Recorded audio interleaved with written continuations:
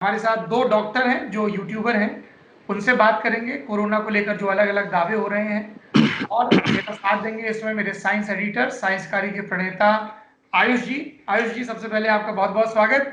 Frame में शुक्रिया। आपको नजर आ रहे हैं जिनके पीछे अशोका बुक ऑफ रिकॉर्ड्स का बैनर लगा हुआ है, ऐसे डॉक्टर विश्वरूप रॉय, जो कि इंटरनेट सेंसेशन बने हुए हैं। लल्लन टॉप के बहुत सारे दर्शकों ने हमारे कोरोना के अलग अलग वीडियोस में कमेंट बॉक्स में लिखा कि विश्वरूप के दावों पर आपको क्या कहना है। विश्वरूप तो कह रहे हैं कि कोरोना है ही नहीं, विश्वरूप तो कह रहे हैं कि ये दुनिया की साजिश है। तो उनको आप बुलाइए। दर्शक का आदेश, दर्शकों का आदेश, उसका पालन हो रहा है। तो एक तरफ विश्वरूप के दावे हैं, दूसरी तरफ उनसे संवाद करने के लिए हमारे साथ एक और यूट्यूबर हैं जिनका नाम डॉक्टर परमजीत सिंह है। डॉक्टर सिंह कार्डियोलॉजिस्ट हैं, जसोदा हॉस्पिटल से जुड़े हुए हैं। इन्होंने अकोला के गवर्नमेंट कॉलेज से एमबीबीएस किया, बाद में दूसरे डिप्लोमा वगैरह किए। और डॉक्टर सिंह भी डॉक्टर एजुकेशन के नाम से एक यूट्यूब चैनल चलाते हैं, प्रैक्टिसिंग डॉक्टर हैं। और डॉक्टर विश्वरूप जाम्बिया की एक यूनिवर्सिटी से इन्होंने डायबिटीज पे पीएचडी कर रखी है और ये अपने आप को न्यूट्रिशनिस्ट बताते हैं। तो सबसे पहले तो डॉक्टर विश्वरूप ये बताइए कि आपके कोरोना को लेकर क्या दावे हैं। कोरोना एक फ्लू वायरस है, इन्फ्लुएंजा वायरस है। जैसे फ्लू होता है, हर साल होता है फ्लू, और हर साल लाखों लोग मारे जाते हैं, वर्ल्ड वाइड भी, इंडिया में भी। तो वैसे ही एक फ्लू वायरस है और उससे फ्लू हो सकता है। ज़्यादातर लोगों को फ्लू होगा नहीं, 80% लोगों को कोरोना आएगा भी तो, और होगा भी तो दैट इज 20% पीपल जिनको एक्चुअली फ्लू होगा, राइट। एंड उनमें से भी जो डेथ होगा that is just 0.1%। That is precisely what is corona. Sir मेरा एक सवाल है, ये 0.1% का मोर्टेलिटी रेट आपने कहाँ से देखा है? सर ये 26 मार्च New England journal of Medicine, हाँ, उसमें से इसमें से न्यू 26 इंग्लैंड मार्च को वेट कहाँ से देखा है? 26 मार्च New England journal of Medicine, New England journal of Medicine. अच्छा, न्यू ये इंग्लैंड जर्नल ऑफ 0.1% मेडिसिन। का जो आपने मोर्टेलिटी रेट बताया है, ये किस कंट्री का है? ये क्या पूरी दुनिया का है? पूरी दुनिया का सर। डॉक्टर सिंह, जी जनाब, नमस्कार। क्या कहना है आपका इस आंकड़े पर? जी बिल्कुल नहीं जी, आंकड़े हर रोज बदल रहे हैं। और अगर आप कंट्री वाइज देखेंगे तो हर कंट्री में आंकड़े अलग हैं। आज के डेट में अगर आप सेंटर ऑफ डिजीज कंट्रोल की वेबसाइट पे जाके भी देखेंगे तो इसका जो डेथ रेट है, सबसे पहली बात, ये कोरोना वायरस की जो फैमिली है ये बहुत पुरानी है, बिल्कुल सही बात है। लेकिन ये जो वायरस है ये नया वायरस है, ये नया वर्जन है। हर साल कोई ना कोई वायरस म्यूटेट होता है, बल्कि ये नहीं, लाखों वायरस म्यूटेट होते हैं। उनमें से एक आधा वायरस डेंजरसली म्यूटेट हो जाता है, जिसके चलते वो कई बार खतरनाक बीमारी कर सकता है। ऐसे में जरूर इस पेशेंट से, हमने भी अपने वीडियोस में कई बार बताया है, अगर आपके अंदर जाएगा तो 80% चांस है आपको कुछ नहीं होगा, सच। 20% चांस है, 15-20% चांस है आप बीमार होंगे, थोड़े बहुत आपको दवाइयां या हॉस्पिटल की या डॉक्टर की सलाह की जरूरत पड़ेगी, आप ठीक हो जाओगे, सच। लेकिन 5% चांस है आपको भर्ती करना पड़ेगा। 1 से 3% चांस है आपकी जान जा सकती है। ये 1 से 3% का जो हम नंबर बता रहे हैं, ये भी हर वक्त चेंज होता रहता है। ये जितने भी लोग आप, ये कौन डिसाइड करेगा? ये centre of disease control decide करता है, right. Centre of disease control ये दुनिया की हेल्थ केयर कम्युनिटी डिसाइड करती है, जो ये सब का हिसाब रख रही है कि कितने लोग हॉस्पिटल में एडमिट हुए, कितने डिटेक्ट हुए, कितने मरे। इसके लिए आप जॉन हॉपकिंस की साइट पे जाके देख सकते हैं। जॉन हॉपकिंस के साइट पे लगातार पूरी दुनिया का ब्यौरा आ रहा है, जिसमें कितने डिटेक्ट हुए, कितने मरे, हर एक कंट्री वाइज आ रहा है। उसके हिसाब से अगर खुद भी आप हिसाब लगाएं तो इसकी डेथ रेट 0.1% तो कतई भी नहीं है, काफी ज्यादा है। डॉक्टर सिंह, मैं I will stop you there. Ayush, you want to add something, then I will go to Vishwaroop ji. Doctor Vishwaroop जो है वो new England journal of medicine के हवाले से कह रहे हैं। 26 मार्च का जो जर्नल है वो मेरे सामने खुला है, और उसमें ऐसा नहीं लिखा है। उसमें लिखा है कि एक स्टडी में पाया गया कि इसकी जो फैटेलिटी रेट है वो करीब 2% है, जबकि एक दूसरी स्टडी जो 1099 लोगों पर हुई थी उसमें 1.4% पाई गई इसकी। अब उसमें क्या है कि अलग अलग बीमारियों से इसका कंपैरिजन किया गया है। तो सार्स और मर्स की है वो 9-10% और 36% की है, और जो सीजनल इन्फ्लुएंजा है उसकी 0.1% लिखी, जो सीवियर सीजनल इन्फ्लुएंजा है उसकी फर्टिलिटी रेट 0.1% लिखी है। तो ये स्टडी ये कह रही है कि ये सार्स और मर्स का करीबी ना होकर इसका ज्यादा करीबी है, क्योंकि ये 1.6% और 2% जैसा आंकड़ा है। तो ये 0.1% है नहीं, इसके ज्यादा करीब है उन लोगों के मुकाबले, ये आयुष, स्टडी आई में विल लिखा है। Stop you there. Doctor Vishwaroop, आपने जिस इंग्लैंड के जर्नल को कोट किया, आयुष के सामने वो जर्नल खुला है, उस जर्नल में साफ लिखा है कि जो सीजनल इन्फ्लुएंजा है उसमें मृत्यु दर 0.1% होती है, जिसको आप कोरोना की मृत्यु दर बता रहे हैं, कोविड 19 की मृत्यु दर बता रहे हैं। कोविड 19 की मृत्यु दर उन्होंने 1.5 से 2% बोली है। आपका टेक नहीं, क्या है सर? हाँ, इसमें मेरा टेक ये है कि उन्होंने ये बोला है कि it is closer to, it can be comparable with seasonal flu death. Comparable, अब कंपेरेबल वर्ड का इंटरप्रिटेशन हम कुछ भी कर सकते हैं। कंपेरेबल वर्ड का मतलब ये भी हो सकता है इससे ज्यादा है, इससे कम है, या इसके जैसा है। तो मुझे तो ये लग रहा है कि इसके जैसा है। इट इज कंपेरेबल टू आपको इसके आपके इसको लगने का वैज्ञानिक आधार क्या है? लैब टेस्टेड, सैंपल टेस्टेड आधार क्या है, बेस क्या है आपको लगने का? क्योंकि उस जर्नल में स्पेसिफिकली लिखा है कोविड 19 का जो डेथ रेट है, डेथ रेट 1.5 से 2% है। इन्फ्लुएंजा से उसको उन्होंने इसलिए कंपेयर, क्योंकि डेटा के मामले में वो उसके करीब है, डेटा के मामले में करीब है, लेकिन जो डेटा है वो 1.5 से 2% है, 0.1% नहीं है जो आप दावा कर रहे हैं सर। हाँ, इसमें मैं बताता हूँ। अभी जो डेटा 1% और 2% बता रहे हैं, that is the data among the hospitalise patient, जो लोग हॉस्पिटल में भर्ती हो गए। बहुत सारे लोग लाइक एनी अदर फ्लू जो कभी हॉस्पिटल गए नहीं, लाइक मेरे जैसा या आपके जैसा, जिसको कोरोना होगा भी और पता भी नहीं चलेगा, फ्लू होके ठीक भी हो जाएगा। तो वो वाला फैक्टर अगर कंसिडर करेंगे, जो कि फैक्टर कंसिडर किया जाता है जब भी कभी किसी भी बीमारी की मोर्टेलिटी रेट को बनाया जाता है, वो एक एक्स फैक्टर को कंपेयर माना जाता है कि इतने लोग तो नहीं आएंगे हॉस्पिटल में, वो घर पे ही ठीक हो जाएंगे या घर पे ही मर जाएंगे, घर पे अपना इलाज हो जाएगा, वो कभी रिपोर्ट नहीं करेगा। हाँ, among the reported people it can be what you are seeing in the journal. भाई जैसे अगर इंडिया का भी देखें कि इतने लोग हॉस्पिटल में, कितने लोग मरे, that is not the overall mortality rate, that is the mortality rate among the people who have been reported in the hospital, right? So ये तो एक बात सर। दूसरी बात, सबसे नहीं, इंपॉर्टेंट मैं बात, तो इसलिए देखे मैंने आपको काउंटर किया क्योंकि जब आपने एक सोर्स कोट किया, आपने कहा कि मैं 0.1 बोल रहा हूं इंग्लिश जर्नल के बेस पे, हाँ, तो मैंने आपको सिर्फ ये बता दिया कि जो आप कोट कर रहे हैं उस जर्नल में वो नहीं लिखा है। नहीं अब लिखा। आप एक दूसरी थ्योरी दे रहे हैं कि मॉर्टेलिटी रेट जो भी किसी भी रिसर्च में बताया जाता है वो एग्जैक्ट इसलिए नहीं क्योंकि सारे पेशेंट रिपोर्ट नहीं होते हैं, ये दूसरी चीज होगी। ये मेरी थ्योरी नहीं है, जी, this is not my theory. कभी भी जब भी किसी भी वायरस का, बैक्टीरिया का, या कोई भी फ्लू का, या फॉर दैट मैटर किसी बीमारी का जब मोर्टेलिटी रेट लगाते हैं, तो मोर्टेलिटी रेट लगाने के लिए ये फैक्टर यूज ही होता है। सिर्फ इट इज नेवर कितने लोग हॉस्पिटल में आए, उसमें से कितने लोग मरे, कितने लोग बच गए। It is not straight forward like that for any disease अच्छा, overall mortality. I got your point. Doctor Singh, आपका क्या कहना है जी, इस जो विश्वरूप जी बोल रहे हैं? बिल्कुल बिल्कुल नहीं जी, ऐसा है। ये सारे फैक्टर्स आपको क्या लगता है जो दुनिया भर के एसोसिएशन है, सीडीसीज हैं, ये वो कंसीडर नहीं करेंगे? ये बात बिल्कुल सच है कि बहुत सारे अनडिटेक्टेड केसेस आ रहे हैं। इसका मतलब ये नहीं है कि हम उसको दर घोषित कर दें कि 0.1% मोर्टेलिटी रेट है और आपको लॉकडाउन की जरूरत नहीं है, आप निश्चिंत होकर बिल्कुल बाहर निकल सकते हैं। ये टोटली गलत बात है। दूसरी बात यह है कि सबसे बड़ी बात यह है गलत इंटरप्रिटेशन ऑफ स्टडी।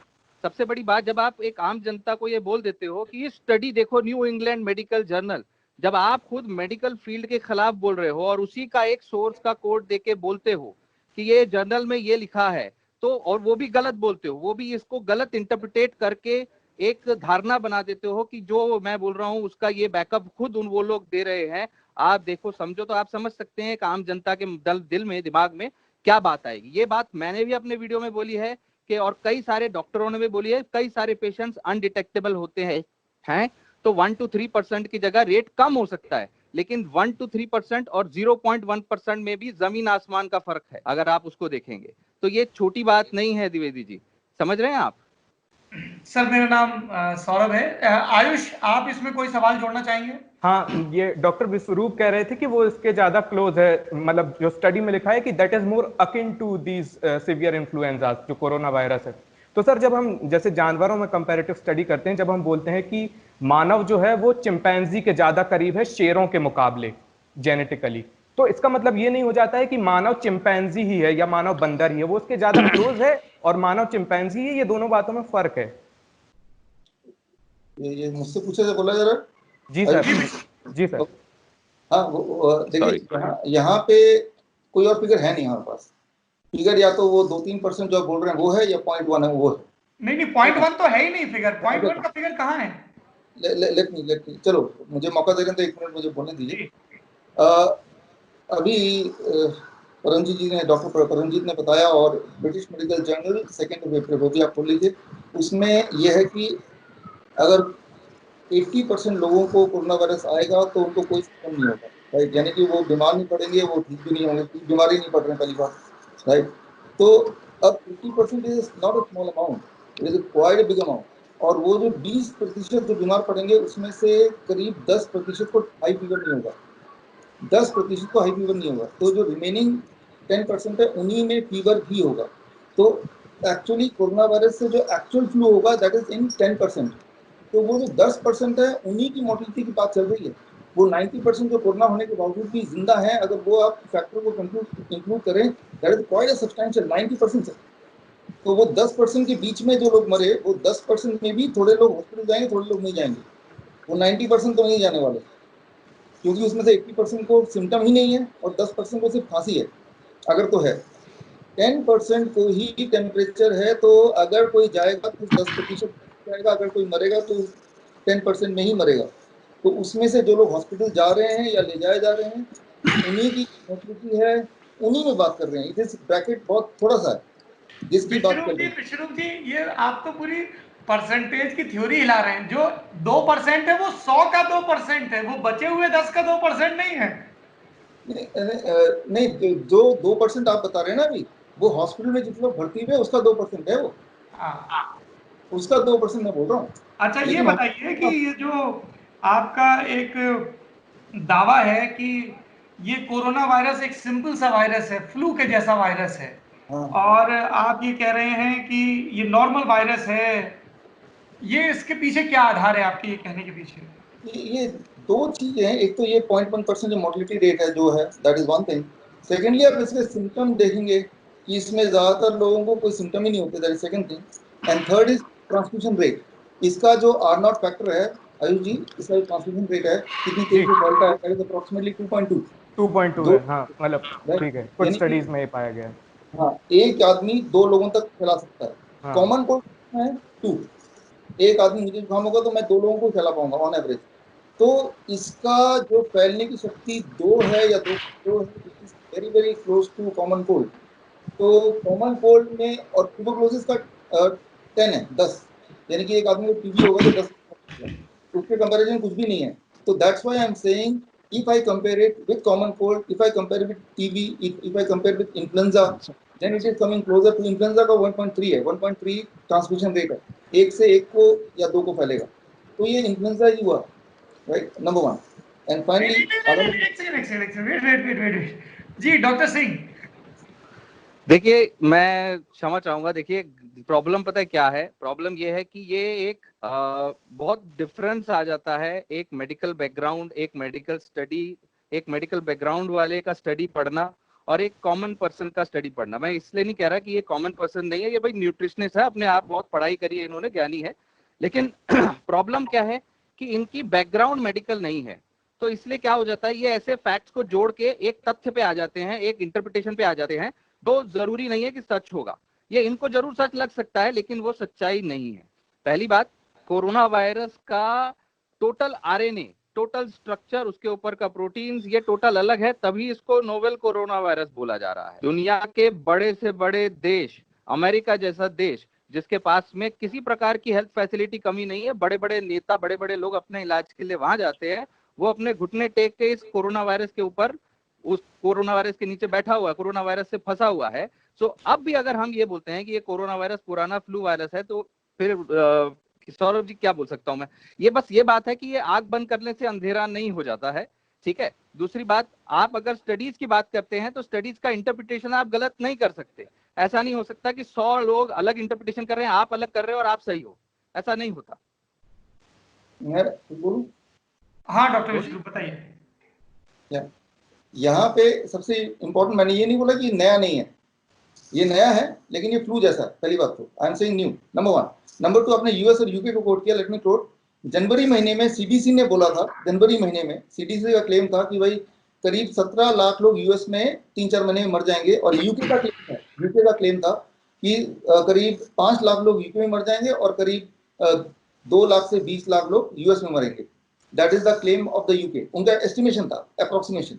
नाउ 19 मार्च को, लेट मी कंप्लीट सर, 19 मार्च को यूके ने कोरोना को ठीक से समझा, उसको हाई कॉन्सिक्वेंस इन्फेक्शियस डिजीज से हटा दिया 19 मार्च को अपने वेबसाइट में, और उन्होंने ये लिख दिया कि हमें भूल हुई थी कि हमने इसको ऐसा खतरनाक कुछ समझा, जबकि ये उतना ना तो कंटेजियस है ना ही उतना डेडली है। तो इसका ट्रीटमेंट कोई स्पेशल ट्रीटमेंट सेंटर में ही नहीं, कहीं और भी आराम से हो सकता है। That is about the UK in their own guideline. Are you saying doctor Vishwaroop कि कोरोना कोविड-19 जो बीमारी है, जो नोवल कोरोना वायरस से हो रही, वो डेडली नहीं है? Are you telling me that?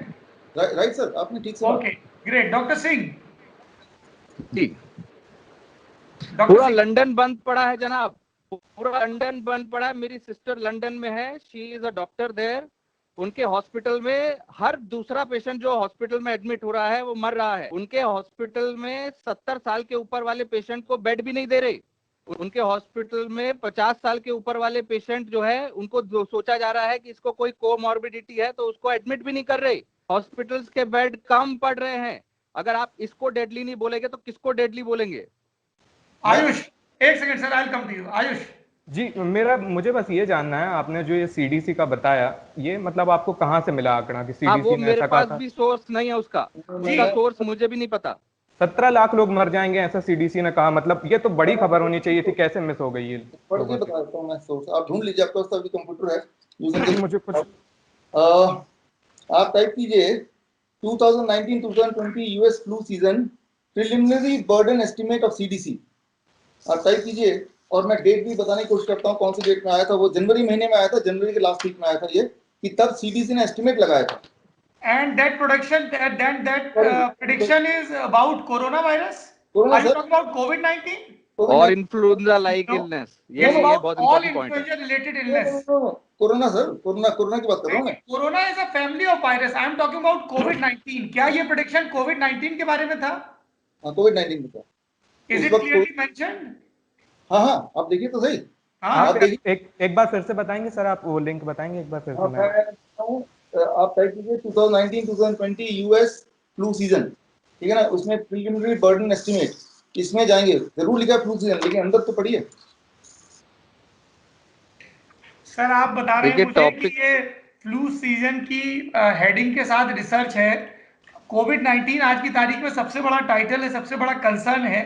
अगर जनवरी, तब उसका नामकरण नहीं हुआ था, जनवरी में नामकरण कहाँ हुआ था? ना तो कोरोना ठीक से नामकरण हुआ था, जिसको अब नामकरण फिर चेंज हो गया ना, कोविड-19 तब नाम आया नहीं था। अच्छा, एंड यू आर सेइंग कि ये पूरा प्रेडिक्शन कोविड-19 बीमारी के बारे में था? हाँ, आप देखिए। ठीक है, विल सर्च। नहीं तो आज के डेट में दूसरी फ्लू वायरसेस खत्म नहीं हो गई हैं। आज जी। के डेट में दूसरे फ्लू वायरसेस भी दुनिया में मौजूद हैं। सारी वायरसेस ऑलरेडी हैं, दूसरे लोग इन्फेक्ट भी हो रहे हैं। हमारे अस्पतालों में आने वाले हर पेशेंट जो सर्दी खांसी से आ रहा है या उसको सांस फूल रही है, उसको कोविड के लिए टेस्ट किया जा रहा है, लेकिन सबके सबको कोविड नहीं है। ऐसा नहीं है कि दूसरे लोग मरना बंद कर दिए हैं, बिल्कुल भी नहीं। डॉक्टर सिंह ये कह रहे हैं विश्वरूप जी कि आप जो डेटा बता रहे हैं वो नॉर्मल जो फ्लू वाली बीमारियां हैं उनके बारे में प्रेडिक्शन है, it has nothing to do with कोविड-19। आप चेक कर लो ना, एग्जैक्टली, आप चेक कर लो, मैं तो रेफरेंस दे रहा हूँ, नहीं तो मैं प्रिंट आउट भी मैं भेज सकता हूँ। नहीं, आपने जो बताया है उसको तो हम अलग से चेक करेंगे ही, लेकिन फिलहाल मैं ये कह रहा हूँ कि आप ही की फ्रेटर्निटी के एक डॉक्टर हैं जो कह रहे हैं कि ये आप जो बता रहे हैं ये फ्लू का डेटा है, ये कोविड-19 का डेटा नहीं है। Can you read any particular line from the research जिसमें क्लियरली मेंशन हो इस बीमारी के बारे में? मैं पढ़ के सुनाऊं? जी please. US Center of Disease Control and Prevention predicted in the month of February from 2 lakh to 2 lakh to 1.7 million, 200,000 to 1.7 million death due to coronavirus this season in US alone. अब ये पूरा line बढ़ गया, ये आप type कीजिए, आप देखिए आपको क्या मिलता है, पहली बात। और यूके का जो प्रेडिक्शन था जनवरी महीने का, यूके का कोविड-19 के बारे में, दैट वाज, इसमें नोवेल कोरोना वायरस नहीं लिखा है, इसमें कोरोना वायरस लिखा है। Corona virus is a big family, अगर लिखा भी है तो अगर लिखा भी है तो। हाँ। क्या नोवल कोरोना वायरस लिखा है डॉक्टर बिश्रू? देखिए मेरे पास तो मेरा टेक्स्ट है, इसमें नहीं लिखा है, लेकिन आप नहीं उसमें लिखा है ना? जनवरी महीने में इट वाज नॉट क्लियर, इसको नोबल बोले, इसको कोविड बोले, इसको क्या बोले, but they were referring to this. आप एक बार देख लीजिए, क्लियर कर लीजिए। नंबर 1, अगर ये बताइए कि जनवरी के महीने में क्लियर नहीं था तो आपने कैसे कनेक्ट कर दिया कि ये कोविड-19 के बारे में बात हो रही है? मैंने ऐसे कनेक्ट किया है, न्यूयॉर्क टाइम्स का मैं आपको ढूंढ के दिखाता हूं। अब न्यूयॉर्क टाइम्स का मार्च महीने में आया, आई जस्ट फाइंड आउट कि उन्होंने तब रेफर किया कि जनवरी महीने में जो उन्होंने रेफर किया था, that was a wrong estimation, because of that all this chaos happened. Number 1। Number 2, UK ने भी जो 19 मार्च को अपना स्टेटस चेंज किया, तब उस 19 मार्च को आप देखिए, आप जस्ट टाइप कीजिए, आपको सारा कुछ मिल जाएगा। एक ही वर्ड टाइप करना आपको, one word only, high consequence infectious disease, right. HCID type करेंगे, यूके टाइप करेंगे, सारा आ जाएगा कि तब क्या प्रेडिक्ट किया था और हुआ क्या। And they are saying we have estimated wrongly, हमारी गलती थी। ये वो गलती वर्ड यूज करें सर। एंड जी डॉक्टर सिंह, आप क्या बोलना चाहते हैं इस पे? जी जी जी, देखिए सौरभ जी, HCID का जो कॉन्सेप्ट है उसमें बहुत जरूरी है डेथ रेट बहुत ज्यादा होना, जैसे इबोला वायरस की है, जैसे बर्ड फ्लू की है, कि जिसको होगा उसको बहुत ज्यादा चांस है कि वो मर जाएगा, 60% चांस, 50%, 15% चांस। तो जब इतना हाई चांस होता है तो उस एक इंसान से उसको दूसरे को जानने नहीं दिया जा सकता।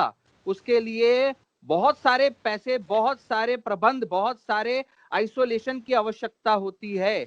इसीलिए जब इस नए कोरोना वायरस के बारे में जानकारी नहीं थी कि ये कितना खतरनाक, इसका डेथ रेट कितना हो सकता है, उसको HCID की कैटेगरी में रखा जा सकता था। लेकिन अब इतने प्रबंध की जरूरत नहीं है। 1 to 3% डेथ रेट है, 0.1 नहीं, 1 to 3% में उसको HCID की कैटेगरी में नहीं रखने की जरूरत। इसका मतलब ये नहीं है कि उन्होंने अपनी कोई गलती मानी या क्या करी, ये गलत इंटरप्रिटेशन है विश्वरूप किसी जी, तरीके का।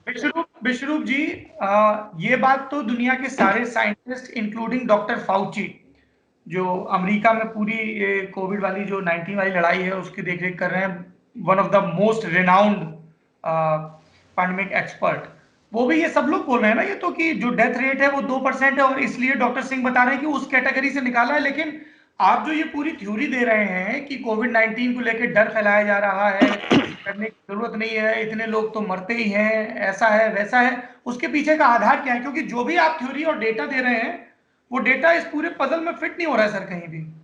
अरे कैसे नहीं फिट हो रहा है सौरभ, मैं बताता हूँ। दो बातें जी हैं, अभी आपने दो बातें बोली। एक तो बोला कि फाउची क्या बोल रहे हैं, एंथनी फाउची वो क्या बोल रहे हैं, दैट इज वन थिंग। दूसरा, जर्नल क्या बोल रहे हैं। दूसरा, आप फाउची क्या बोल रहा है वो इंपॉर्टेंट है, जर्नल में क्या लिखा है वो इंपॉर्टेंट है। सर, आपने जर्नल में जो भी जर्नल कोट किया हमने उनका एक्सप्लेनेशन बता दिया। आपने एक डेटा 0.1% का दिया, वो डेटा आपने गलत कोट किया, नहीं गलत गलत कंटेक्स्ट में गलत ढंग से कोट किया।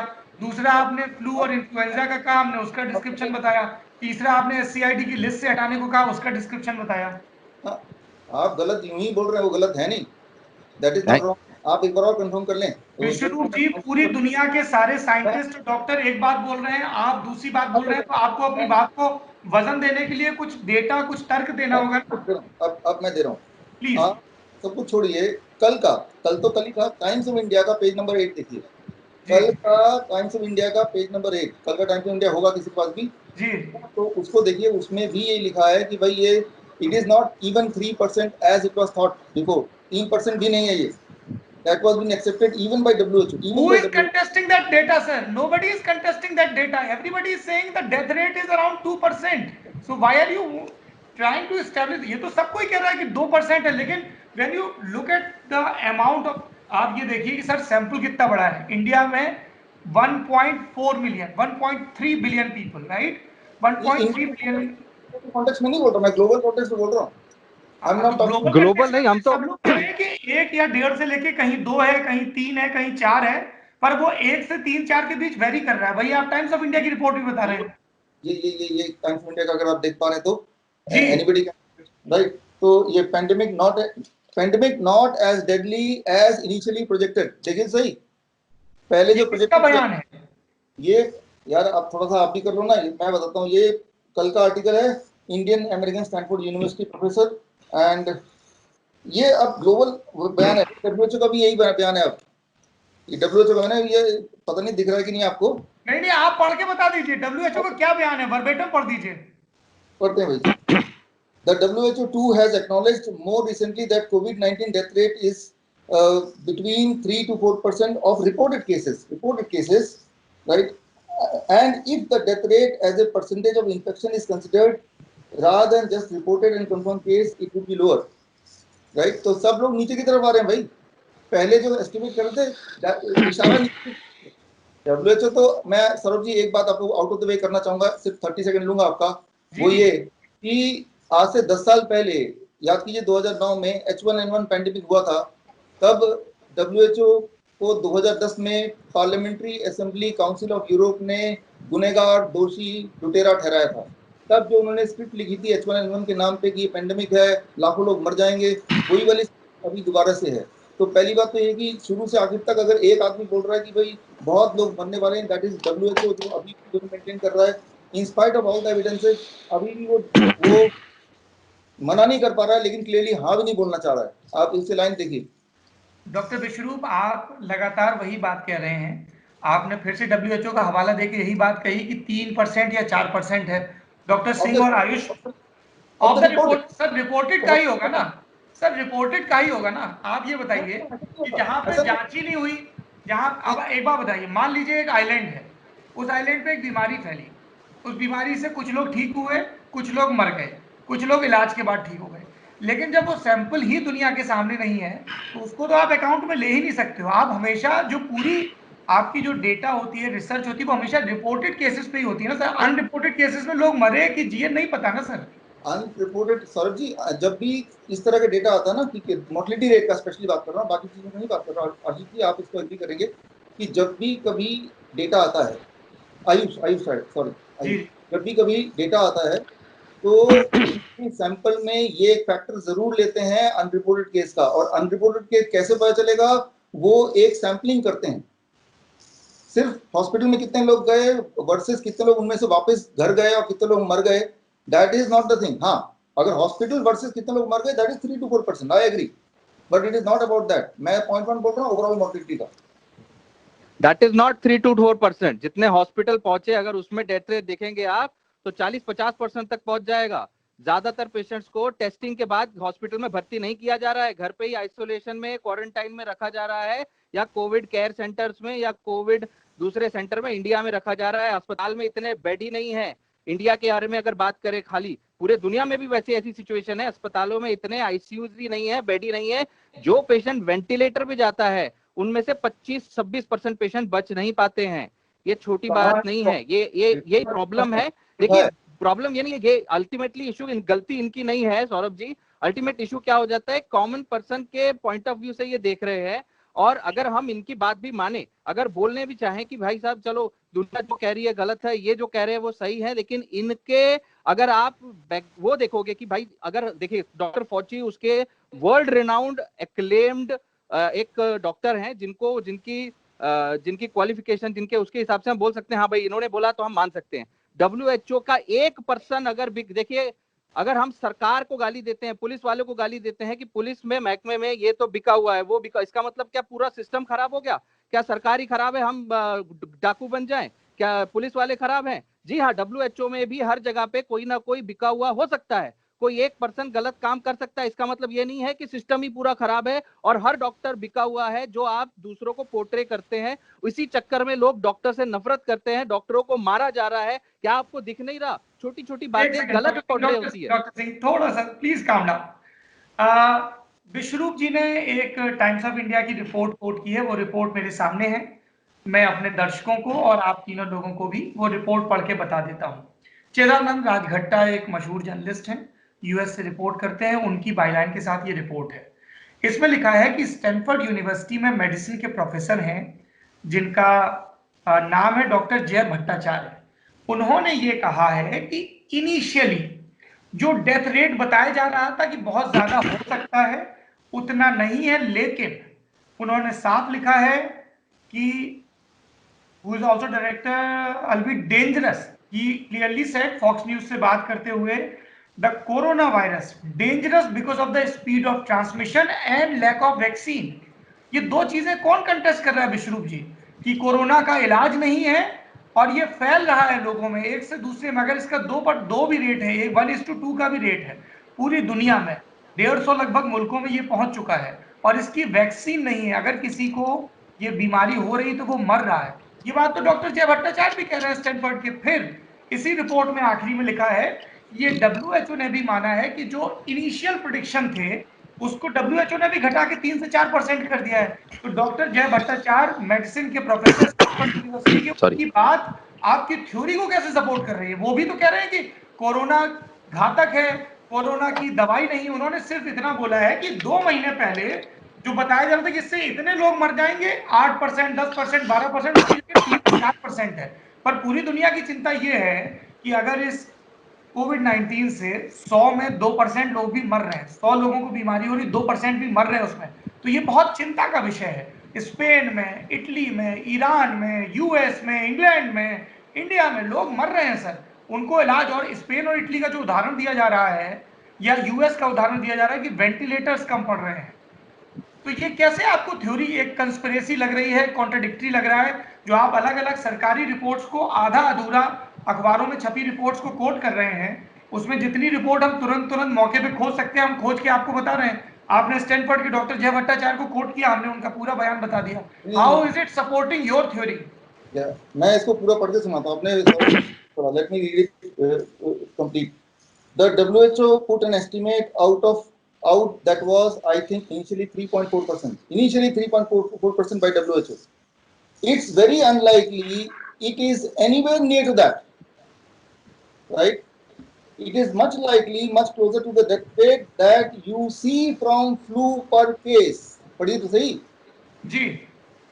तो समझ आ गई बात? समझ नहीं समझ में आई। उन्होंने एक एस्टिमेट दिया है, और डॉक्टर जय भट्टाचार्य के इस एस्टिमेट के पीछे जो वो कह रहे हैं कि 3.4% से कम है, फ्लू के करीब है, कितना करीब है उन्होंने अभी कोई डेटा नहीं दिया है। फॉक्स न्यूज से बातचीत करने में उन्होंने ये स्टेटमेंट दिया है, और उसी रिपोर्ट में नीचे लिखा है कि the WHO too has acknowledged more recently that COVID-19 death rate is between 3 to 4% of reported cases, and if the death rate as a percentage of infection is considered rather than just reported, it would be lower. पर कितना lower? आप सारी बात जो doctor Singh बोल रहे हैं वो यही तो है कि 1.5% और 0.1%, इस दो डेटा के बीच में सर 100 गुना से ज्यादा का फर्क है। इसका जवाब देता हूं सर जी। इन्होंने क्लियर कर दिया, closer to the death rate you see in flu. हाँ। ये फ्लू में जो डेथ रेट देखते हैं उससे बहुत क्लोज है, ये बोल तो दिया। 0.1 से क्लोज किए का मतलब 0.2 होगा। 0.1 से अगेन ये आपकी व्याख्या है। डॉक्टर भट्टाचार्य ने ऐसा कुछ भी कोई डेटा नहीं दिया, कोई दुनिया भर के साइंटिस्टों या लैब की स्क्रूटनी के लिए उन्होंने कोई सैंपल नहीं दिया सर। आप एक बात बताइए सर, आप डॉक्टर हैं, जब भी कोई बीमारी हुई, ये कोविड-19 हुआ, चाइना ने इसका जीनोम सीक्वेंस रिलीज किया, दुनिया भर की लैब में अब इसके लिए वैक्सीन तैयार हो रही है, अलग अलग चीजें हो रही हैं। ये सारी चीजें जो होती हैं, कोई भी वैक्सीन तैयार होती है, कोई भी बीमारी डिटेक्ट होती है, इसका एक साइंटिफिक प्रोसेस होता है ना सर। उसके पूरे आरएनए की टेस्टिंग हो रही है, उसके अंदर का जो जेनेटिक मटेरियल है उसकी टेस्टिंग हो रही है, उसके हिसाब से हो रहा है। सिर्फ एक बयान या उस बयान का मैं ये मतलब निकालूंगा, ये कैसे होता है सर? सौरभ जी मुझे एक मिनट दीजिए। आप जी। टेस्टिंग की बात कर रहे हैं, जो टेस्टिंग हो रही है अभी, दैट इज, आयुष जी आप ज़्यादा समझेंगे, RT-PCR टेस्ट जी। अब वो टेस्ट जहां भी हो रहा है, जो भी है, वो इंस्ट्रूमेंट का आप मैन्युअल लीजिए और मैन्युअल में पढ़िए रेगुलेटरी स्टेटस क्या है। Regulatory status is it is to be used only for research purpose and not for the diagnostic purpose. ये regulatory status of the test being used, number 1. Number 2, inventor RT-PCR test का inventor, ये PCR test का inventor कौन है? Kary-Mullis। उन्होंने ही बोला था this test should not be used to detect the virus itself, right? वो अगर चाहते हैं मैं दे देता हूँ उसका कोटेशन। नंबर 3, आप CDC के साइट में जाइए, 31 मार्च के रिपोर्ट में जाइए। CDC ने क्लियरली बोल दिया है कि कोरोना वायरस को कितना डिटेक्ट कर पाएगा, अभी भी कुछ भी हमने, मैं उसका लाइन बाय लाइन पढ़ के सुनाऊं आपको CDC ने क्या कोट किया।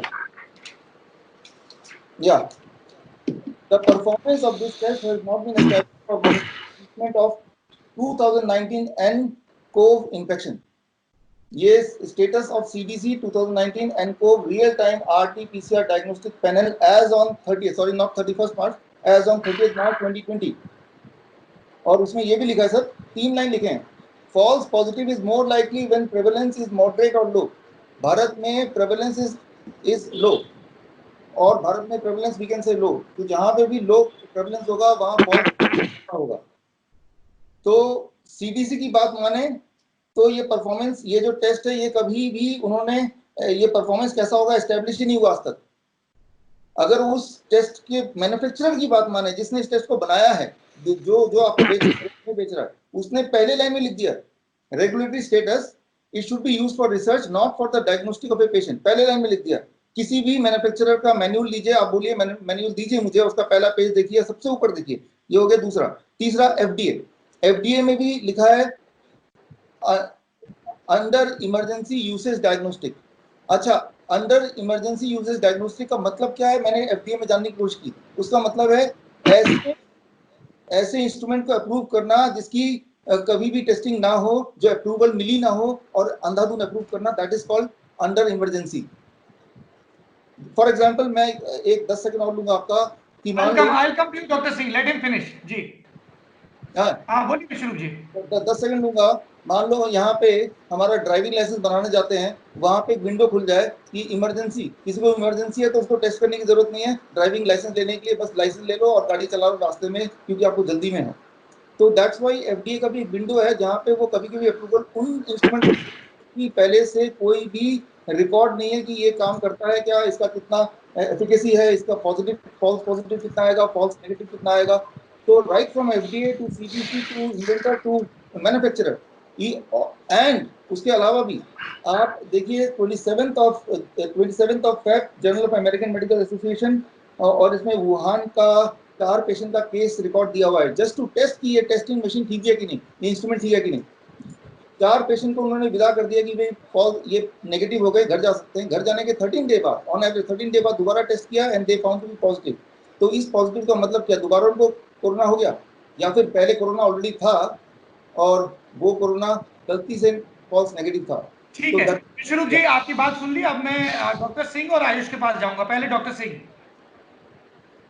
जी, मैं इसको पूरा विस्तार से बताना चाहूंगा। ये बहुत अच्छा एग्जाम्पल है गलत इंटरप्रिटेशन का, और जो मैं बताना चाहूंगा, देखिए जब भी एक पेशेंट, एक मान के चलिए कि 100 पेशेंट है जिनको सांस की बीमारी है, वो आप अस्पताल आ रहे हैं, और 100 के 100 को सांस फूल रहा है, बुखार है, सर्दी है, खांसी है।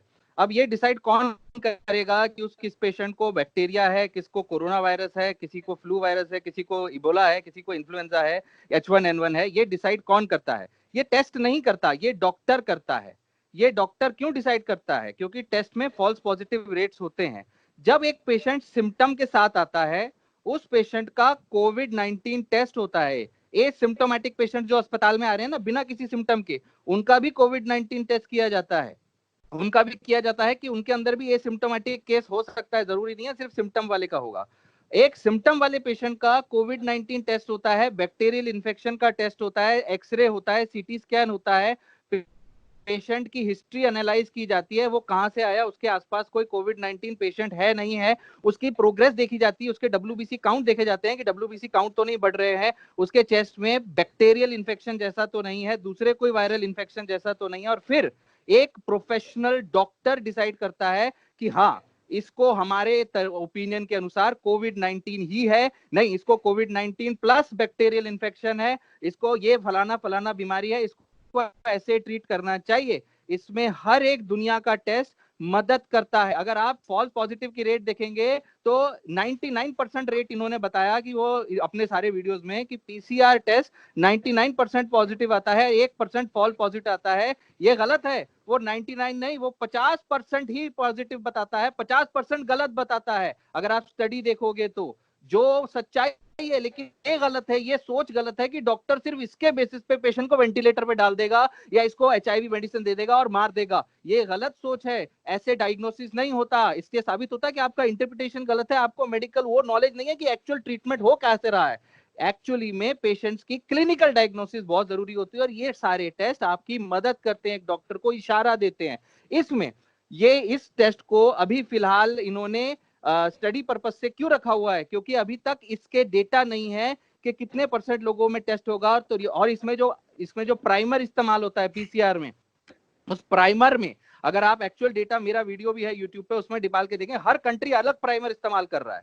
और वो प्राइमर पे डिसाइड होता है आगे चल के कि कौन से प्राइमर से जो डिटेक्टिविटी रेट है वो सबसे ज्यादा आएगा। तब फिर एफडीए आगे के लिए, क्योंकि ये वायरस आगे भी रहेगा, तो आगे के लिए उसको बोलेगा कि ये टेस्ट इस प्राइमर से होगा और दूसरे प्राइमर से नहीं होगा। इस तरह डिसाइड होता है कि पीसीआर की एक्यूरेसी कौन सा प्राइमर यूज करके होगी। अभी फिलहाल ये इमरजेंसी सिचुएशन है, तो हर कंट्री अपना प्राइमर बना के एक आरएनए सीक्वेंस से लेके एक छोटा हिस्सा, कोई इतना कोई इतना, कोई पूरा हिस्सा लेके प्राइमर पे स्टडी कर रहा है। ये क्लासिकल मिस इंटरप्रिटेशन। दूसरी बात, ओके जी जी बोलिए बोलिए बोलिए। हाँ, दूसरी बात जो इन्होंने कही, एक पेशेंट जो डिस्चार्ज होके चला गया 15 दिन बाद फिर इन्फेक्ट हो गया, री इन्फेक्शन इज पॉसिबल।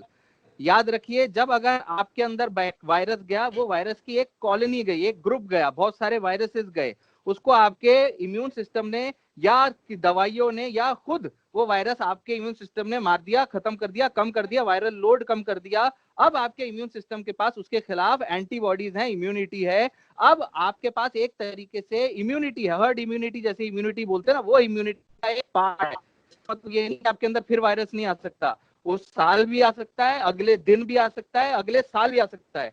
अगले साल जब आपके अंदर वायरस आएगा या जब अगली बार आएगा, तब आपके पास ऑलरेडी एंटीबॉडीज हैं, तो आप उतने ज्यादा बीमार नहीं होंगे। बिल्कुल यही काम जो वैक्सीन करती है वो आपके साथ खुद हो गया, इसलिए री इन्फेक्शन पॉसिबल है। इसको भी मैंने अपने वीडियोस में समझाया हुआ है। Okay Ayush, your turn. Sir मुझे थोड़ा समय दीजिएगा। सर आपने ये एक मैनुअल यूसेज मैनुअल का टेस्ट किट का जिक्र किया, आप अपनी वीडियोस में भी उसका जिक्र करते रहे हैं, तो मैंने उसका स्क्रीनशॉट देखा था और मैनुअल के लिए मैंने सर्च किया, तो मेरे ख्याल से जिसका आप जिक्र कर रहे हैं जो स्क्रीनशॉट था वही खुला हुआ है। SARS-CoV-2 corona virus multiplex RT QPCR kit ये है उसका, और उसमें रेगुलेटरी स्टेटस लिखा हुआ है for research use only, not for use in diagnostic procedures. ठीक है। तो पहली बात तो ये एक प्राइवेट संस्था की वो है, मतलब जो लैब्स के लिए वो करती है, टेस्ट किट्स इशू करती है रिसर्च पर्पस के लिए, उसकी ये वो है, उसका नाम CD है, creative diagnostics. It's not CDC, ये centre for disease prevention control नहीं है, ये क्रिएटिव। मैं पूरी बात बता रहा हूँ। तो इनने जो ये पर्टिकुलर टेस्ट किट का मैनुअल इशू किया था, इनने कहा था कि ये वाली जो टेस्ट किट है, जो प्रोसीजर हम बता रहे हैं, इसका इस्तेमाल आप लैब के लिए कर सकते हैं, आप इसका इस्तेमाल किसी क्लिनिकल ट्रायल के नहीं कीजिएगा। और ऐसा उन्होंने क्यों कहा था, इसका कारण इन्होंने नीचे बताया। आप अगर थोड़ा नीचे स्क्रॉल करते तो उसमें आपको लिमिटेशंस लिखे मिलते, जो डॉक्टर परमजीत ने बात बताई कि ऐसा क्यों वो करते हैं। The detection result of this product is only for clinical reference, it should not be used as the only evidence for clinical diagnosis and treatment. The clinical management of patients should be considered in combination with their symptoms, signs, history, other laboratory test and treatment responses. मतलब बाकी सारी चीजों को भी consider करना है, तब जाकर इसका डॉक्टर एक इंटरप्रिटेशन निकालेगा। सिर्फ इस टेस्ट के आधार पर किसी का रिजल्ट नहीं निकाला जा सकता है। जो आप रेगुलेटरी स्टेटस बता रहे थे उसका एक क्लैरिफिकेशन नीचे लिखा हुआ है। आयुष जी, मैं यहाँ पे ये बोलना चाहूंगा कि आपने बोला था ये प्राइवेट क्लिनिक का अपना एक मैन्युअल है। आप दुनिया में कोई भी जो प्राइवेट नहीं है, गवर्नमेंट का कोई भी एक टेस्ट का मैनुअल लेके आइए जिसमें ये लिखा है कि it is RT-PCR test can be used for diagnosis of the patient. मेरे सामने जो खुला है वो US FDA का मैनुअल खुला हुआ है, जिसे US FDA जो फूड एंड ड्रग एडमिनिस्ट्रेशन है, US की सबसे बड़ी ड्रग रेगुलेटरी बॉडी है, और उसने और CDC ने मिलकर बनाया है। और उसमें ऐसी कोई भी बात नहीं लिखी है कि इसका टेस्ट के लिए इस्तेमाल नहीं किया जा सकता है।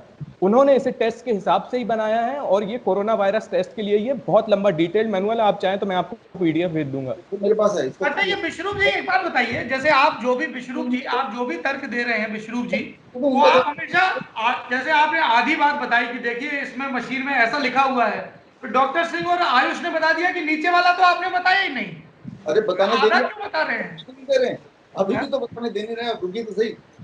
देखिए आयुष जी, आपने जो FDA का पेज अभी खोला है उसमें आप देखेंगे for emergency, right, emergency diagnostic only, right, और इमरजेंसी डायग्नोस्टिक लिखा हुआ है कहीं ऊपर, इमरजेंसी यूज ओनली लिखा हुआ है। हाँ, लिखा हुआ ना। अब आप FDA में उसी साइट में जाके ढूंढिए कि इमरजेंसी का मतलब क्या है, ढूंढिए तो सही। उसमें मतलब मैंने पढ़ा, मैं बता देता हूँ फिर आप ढूंढ लीजिए। इसका मतलब ये लिखा हुआ है कि ये टेस्ट हमने इमरजेंसी में ये तो दिया, लेकिन इसको अभी तक हमने चेक नहीं किया कि ये काम करता है या काम करेगा या नहीं करेगा, या इसकी एफिकेसी क्या होगी, हमें नहीं पता। ये अब खुला हुआ है, अब देखिए। जी, आप वो सही कह रहे हैं। ये एक मतलब सादे तरीके से एक लैब की प्रोसेस होती थी, polymerase chain reaction. Corona virus के केस में हमारे पास कोई अभी मतलब क्योंकि ये नया वायरस है तो हमारे पास कोई खास ठोस टेस्ट नहीं था, इसलिए हमें एक लैब की प्रोसेस को एक टेस्ट के तरीके से यूज करना पड़ा। तो वो कमी वो एक्नॉलेज करते हैं, लेकिन इसका मतलब ये नहीं है कि ये टेस्ट प्रोसेस पूरी तरीके से गलत है। मैं इसका अच्छा एग्जांपल दे रहा डॉक्टर विश्वरूप जी, ये बात बताइए कि ये हूँ। पूरी दुनिया, विश्वरूप जी ये बताइए कि पूरी दुनिया, 10 सेकंड और पूरी, लूंगा, 10 सेकंड। सवाल तो सुन लीजिए फिर आप ही की बारी है। पूरी दुनिया इस टेस्ट के आधार पर जांच कर रही है, इलाज कर रही है। जिन लोगों तक इलाज नहीं पहुंच पा रहा या जिनकी वल्नरेबिलिटी ज्यादा है क्योंकि वैक्सीन नहीं है ना, वो लोग मर भी रहे हैं। और आप डेथ रेट पर भी सवाल उठा रहे हैं, आप बीमारी के नामकरण पर, आप बीमारी की टेस्टिंग पे, आप हर चीज पे सवाल उठा रहे हैं। तो क्या ये पूरी दुनिया ने मिलकर कॉन्स्पिरेसी खड़ी कर दी? क्या है ये? जाहिर सी बात है, कॉन्स्पिरेसी तो है ही है, आपको नहीं किसकी? दिख रहा? हाँ, किसकी? वो नाम पूछ रहे हैं आप? नाम है, हाँ, कौन कौन इन्वॉल्व है इस कॉन्स्पिरेसी में आपके हिसाब से? देखिए मेरे हिसाब से जो मेरी रीडिंग है, that is Anthony Fauci is the number one, he is the one who is involve in it. आज से 34 ईयर पहले, 36 ईयर पहले, 1984 में जब HIV एड्स पहली बार बोला था कि समथिंग लाइक HIV एड्स, तब कौन था पीछे? एंथनी फॉची। आज कौन है पीछे? एंथनी फॉची। इसकी एक अपनी हिस्ट्री अगर आप देखेंगे तो आपको मतलब फिर वो एक नया डायरेक्शन ले लेगा। मैं चाहता नहीं कि उसको आर यू टेलिंग मी कि अमेरिका में बैठे एक टॉप साइंटिस्ट ने ये पूरी कंस्पिरेसी रची जिससे इक्वेडोर में लोग मर रहे हैं जिनको कब्रिस्तान नसीब नहीं हो रहा, इटली और स्पेन में मर रहे हैं, यूके में मर रहे हैं, चाइना में मर रहे हैं, Singapore, South Korea, Japan, India, Bangladesh. Saurabh ji मैं बताता हूँ, एक एक करके नाम लेते हैं कंट्रीज का। जापान का नाम लेते हैं। जापान का journal of American Medical association, Jama, 10 अप्रैल देखिए, 10 अप्रैल। एक ही कंट्री से सारा एग्जाम्पल मिल जाएगा, मैं और नहीं बोलूंगा, एक ही एग्जाम्पल दूंगा। जापान का करीब 150-200 लोग मर गए अब तक, और वहां पे तो लॉकडाउन भी नहीं है, वहां बड़ी तेजी से फैल रहा होगा। जापान में भारत से पहले, सबसे पहले चाइना के बाद कहाँ फैला था? जापान गया था, आपको याद होगा, कोरोना वायरस, राइट। तो जापान में मैंने देखा डेथ रेट क्या है। 10 अप्रैल IUC, 10 April journal of American Medical association की, ये जो कोरोना वायरस है it is capital flu like virus, right, influenza like illness की कैटेगरी का है। तो पिछले 5 साल में इन्फ्लुएंजा लाइक इलनेस में, including corona virus, for that matter पुराना कोरोना वायरस हो कि नया corona virus, influenza like illness से कितने लोग मरे हैं वो पूरा आंकड़ा दिया हुआ है 10 अप्रैल तक का। 10 अप्रैल में, 10 अप्रैल का journal of American Medical association में 2014 से लेके नाउ इट इज 2020 तक का आप देखेंगे। अभी खोल के देख सकते हैं ग्राफ, नहीं तो मेरे हाथ में मैं दिखा देता हूँ कि 2000 अभी इस साल in comparison to rest of the 5 years सबसे कम डेथ हुआ है ओवरऑल इन्फ्लुएंजा लाइक इलनेस से, जिसमें कोरोना को भी शामिल कर लिया गया। अब देखिए, तो ये हुआ जापान की बात। अब स्वीडन की बात करते हैं। स्वीडन के लिए सर आयुषी आप एक आपने जापान का जिक्र किया। स्वाति हमारी इंटरनेशनल अफेयर्स की एडिटर हैं, मैं एक शो करता हूं उनका लिखा हुआ दुनियादारी, और स्वाति लगातार ये अपडेट दे रही हैं कि initially Japan took it lightly, वो अपने फीवर क्लिनिक्स और इनिशियल स्क्रीनिंग के भरोसे रहे, लेकिन पिछले 1-1.5 हफ्ते में उन्होंने सोशल डिस्टेंसिंग के नियम और ये सारी चीजें बढ़ा दी हैं, क्योंकि उनके यहाँ अब केसेस में एक्सपोनेंशियल ग्रोथ दिख रही है। अगर आप जॉन हॉपकिंस यूनिवर्सिटी के डेटा सेंटर पे जाएंगे जो डेली हर मिनट कहा जा रहा है कि अपडेट कर रहा है, तो आपको जापान के डेटा में क्रिटिकल राइज दिखाई देगा, और इसके लिए जापान परेशान है। आप साउथ कोरिया की बात कर रहे हैं, साउथ कोरिया का मॉडल पूरी दुनिया में एक्सप्लेन किया गया है कि किस तरह से उन्होंने एग्रेसिवली टेस्टिंग की। Same with Norway, same with Singapore, उन्होंने कॉन्टैक्ट ट्रेसिंग की और बीमारी को रोका। अगर किसी देश ने बीमारी को रोक लिया है तो उससे बीमारी की भयावहता कम नहीं हो रही है। अभी तो जापान की बात कर रहे हैं, और उन्होंने रोका है इस टेस्ट के बेसिस पे, इसी टेस्ट के बेसिस पे रोका जिस है। टेस्ट को आप क्वेश्चन लॉकडाउन कर के रहे हैं उसी बेसिस टेस्ट पे पे रोका है। डिटेक्ट कर, जिस टेस्ट को आप क्वेश्चन कर रहे हैं उसी टेस्ट के बेस पे उन्होंने डिटेक्ट किया। पहले आप कह रहे हैं टेस्ट गलत है, अब आप कह रहे हैं कि उस टेस्ट के बेस पे नहीं, मैं कह रहा हूँ इन्फ्लुएंजा लाइक इलनेस की कैटेगरी, इन्फ्लुएंजा लाइक इलनेस। मैं अरे भाई बेसिक ही बात आ गई ना यार। ये इन्फ्लुएंजा लाइक इलनेस में 10 या 100 बीमारियां आती हैं। इन्फ्लुएंजा लाइक इलनेस में यहाँ कोरोना वायरस की बात आ रही है। मैं कहां से कहां जोड़ रहे हैं? मैं ये बोल रहा हूँ कि ओवरऑल मोर्टेलिटी कहीं भी नहीं बढ़ी सौरभ जी। किसी देश का influenza like, for example Bharat की बात करें तो आप मुझे लेकिन ये बताइए कि ये डॉक्टर फाउची की जो आप कंस्पिरेसी थ्योरी दे रहे हैं कि इसके पीछे डॉक्टर फाउची हैं, तो ये जो दुनिया भर की जांच एजेंसीज हैं ये डॉक्टर फाउची के खिलाफ कोई कार्रवाई क्यों नहीं कर रही? कौन कौन मिला हुआ है? बस सर हो जाएगा सर। जैसे मैं आपको बताता हूँ, जैसे डब्ल्यूएचओ का भांडाफोड़ हुआ था 1 साल बाद H1N1 के, 1 साल लग गया था लेकिन भांडाफोड़ हो गया था 2009 में। उन्होंने किया था जो भी scam, H1N1 scam, it got exposed इन 2010।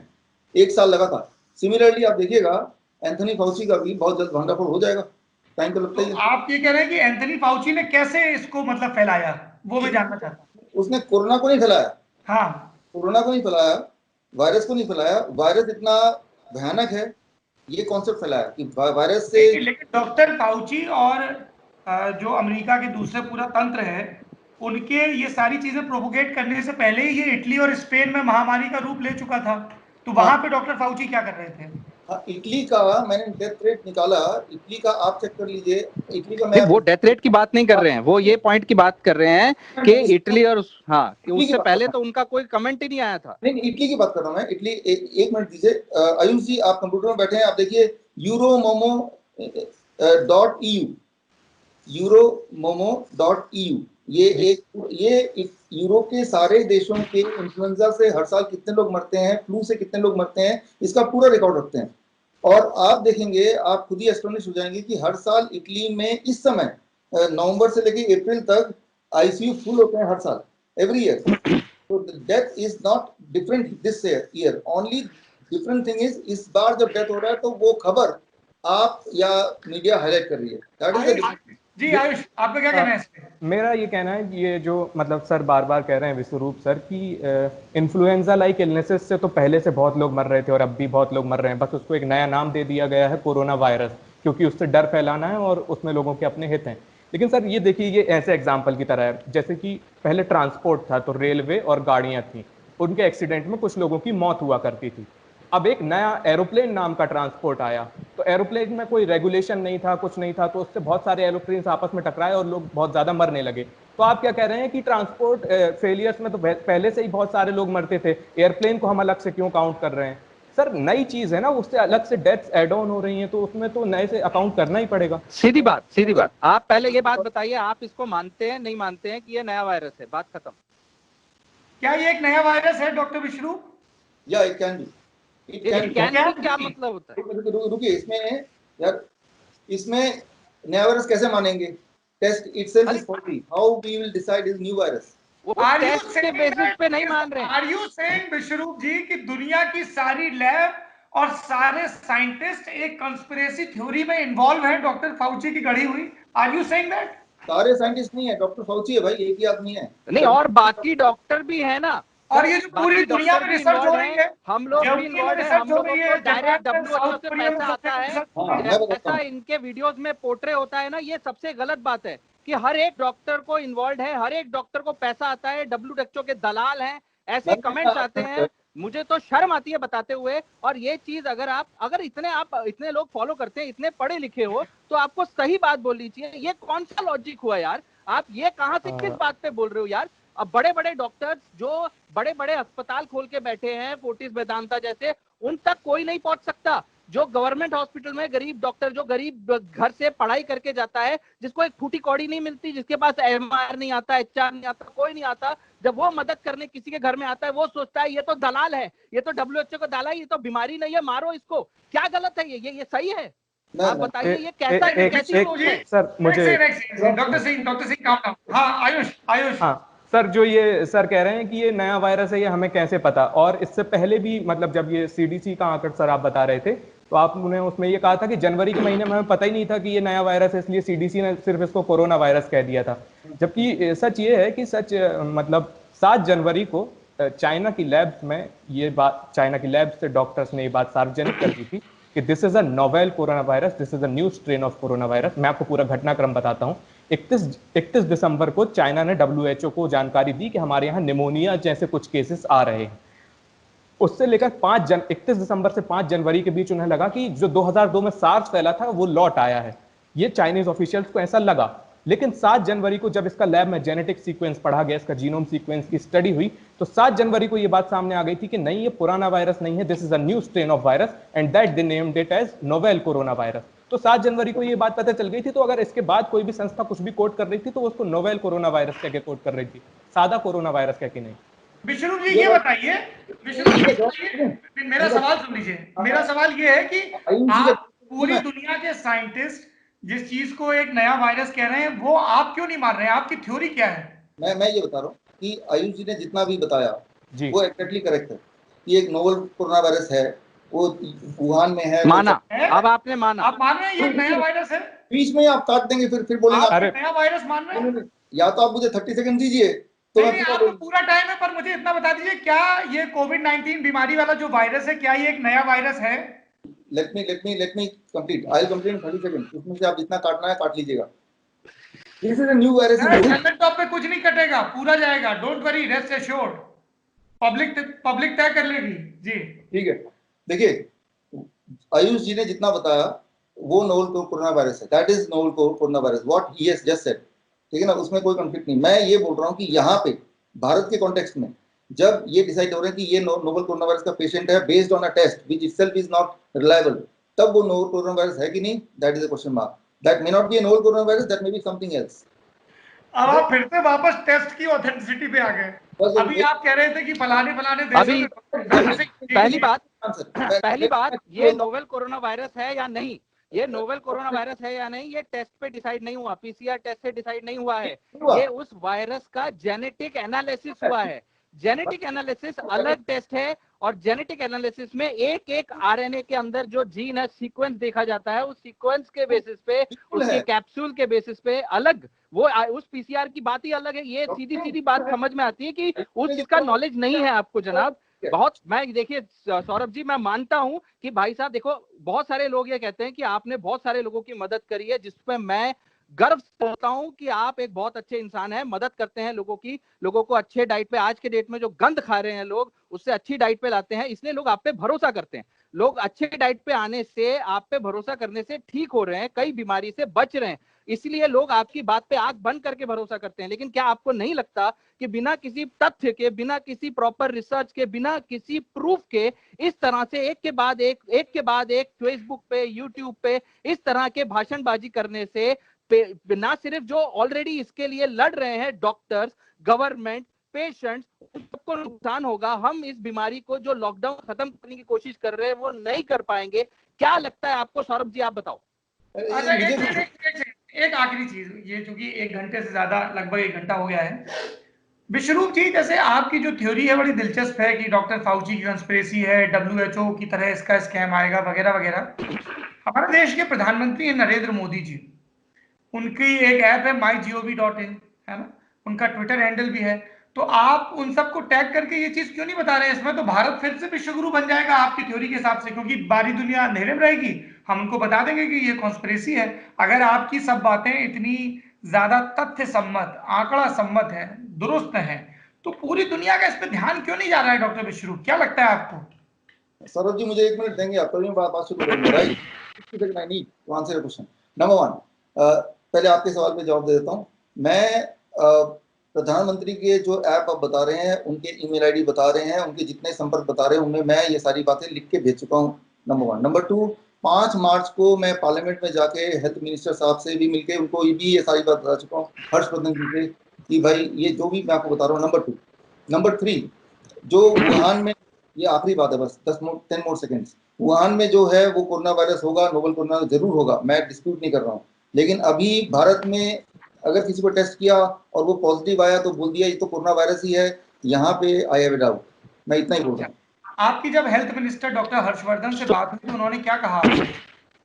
उन्होंने क्या कहा, कोट एंड कोट, मैंने उनको बोला सर मैं वैसे ही बता रहा हूँ जैसे उनको बताया था, ठीक है ना, कि नहीं, आपने, मैं ये नहीं पूछ रहा हूँ आपने क्या बताया, आप तो डॉक्टर फाउची की कंस्पिरेसी थ्योरी से लेकर हर चीज, डॉक्टर हर्षवर्धन ने क्या कहा आपसे? सवाल क्या था उसका जवाब पे ही तो कुछ कहेंगे ना। एक लाइन बोला मैंने, ज्यादा लंबा तो मैं बोलता नहीं हूँ। मैंने उनको बोला सर ये एक सिंपल फ्लू वायरस है, ये तो 2-4 दिन में लोग वैसे भी ठीक हो जाएंगे, इसके लिए इतना बड़ा ये जो प्रिकॉशन, या तब ये लॉकडाउन नहीं था लेकिन तब बहुत सारे स्कूल बंद हो गए थे, तब जस्ट बंद ही हुए थे उस दिन, तो इसकी सर क्या जरूरत है, रादर आप मुझे कुछ पेशेंट दीजिए, मैं इसको ठीक करके दिखाता हूँ सर।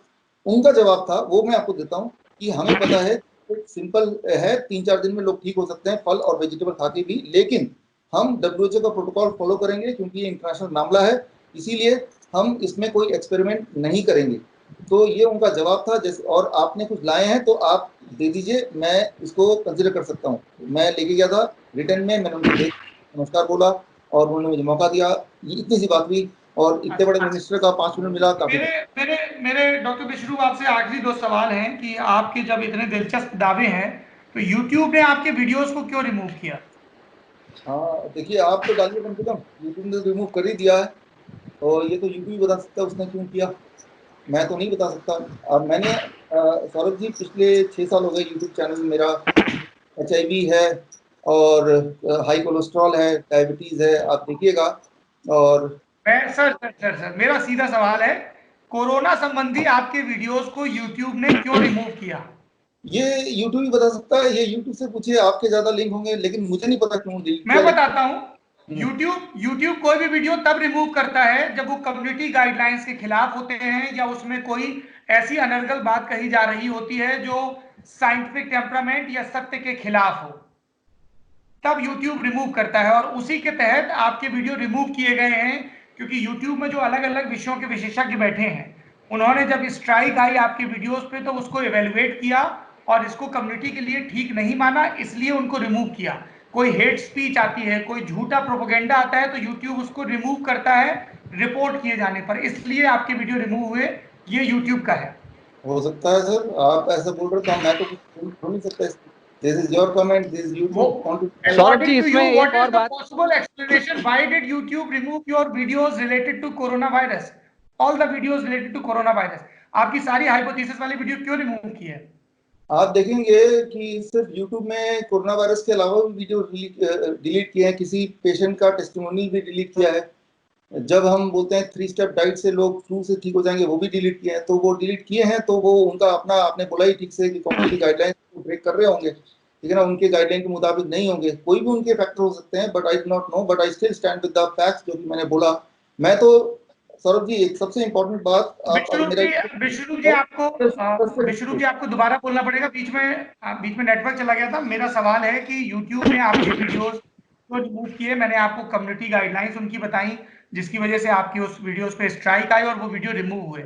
आपका क्या पॉसिबल एक्सप्लेनेशन है? हाँ सौरभ जी, क्यों डिलीट किया उन्होंने ये वो बता सकते हैं, लेकिन अगर मैंने कम्युनिटी गाइडलाइन ब्रेक किया इसका मतलब ये है कि उसमें जो मैं बता रहा हूँ, जो मैं तथ्य बता रहा हूँ वो सब झूठे हैं, तभी वो डिलीट करेगा, राइट? ऐसा that should be the ideal thing.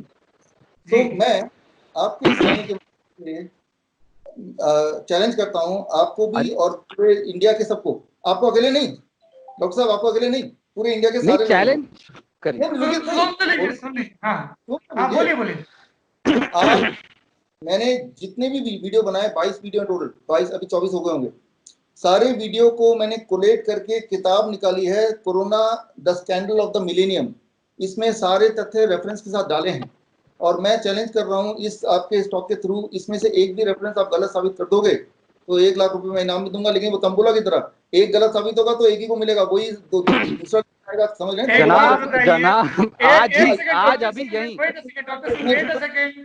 ये किताब 1.1% का जो दिया उसको हमारे आयुष ने ही गलत साबित कर दिया यहीं पे लाइव बातचीत में। 1 लाख रुपए आप आधा पूरा कर रहे हैं। आपने मशीनों की टेस्टिंग वाला बताया, वो भी आयुष ने बता दिया। डॉक्टर सिंह ने पूरा प्रोसेस समझाया। 2 लाख रुपए।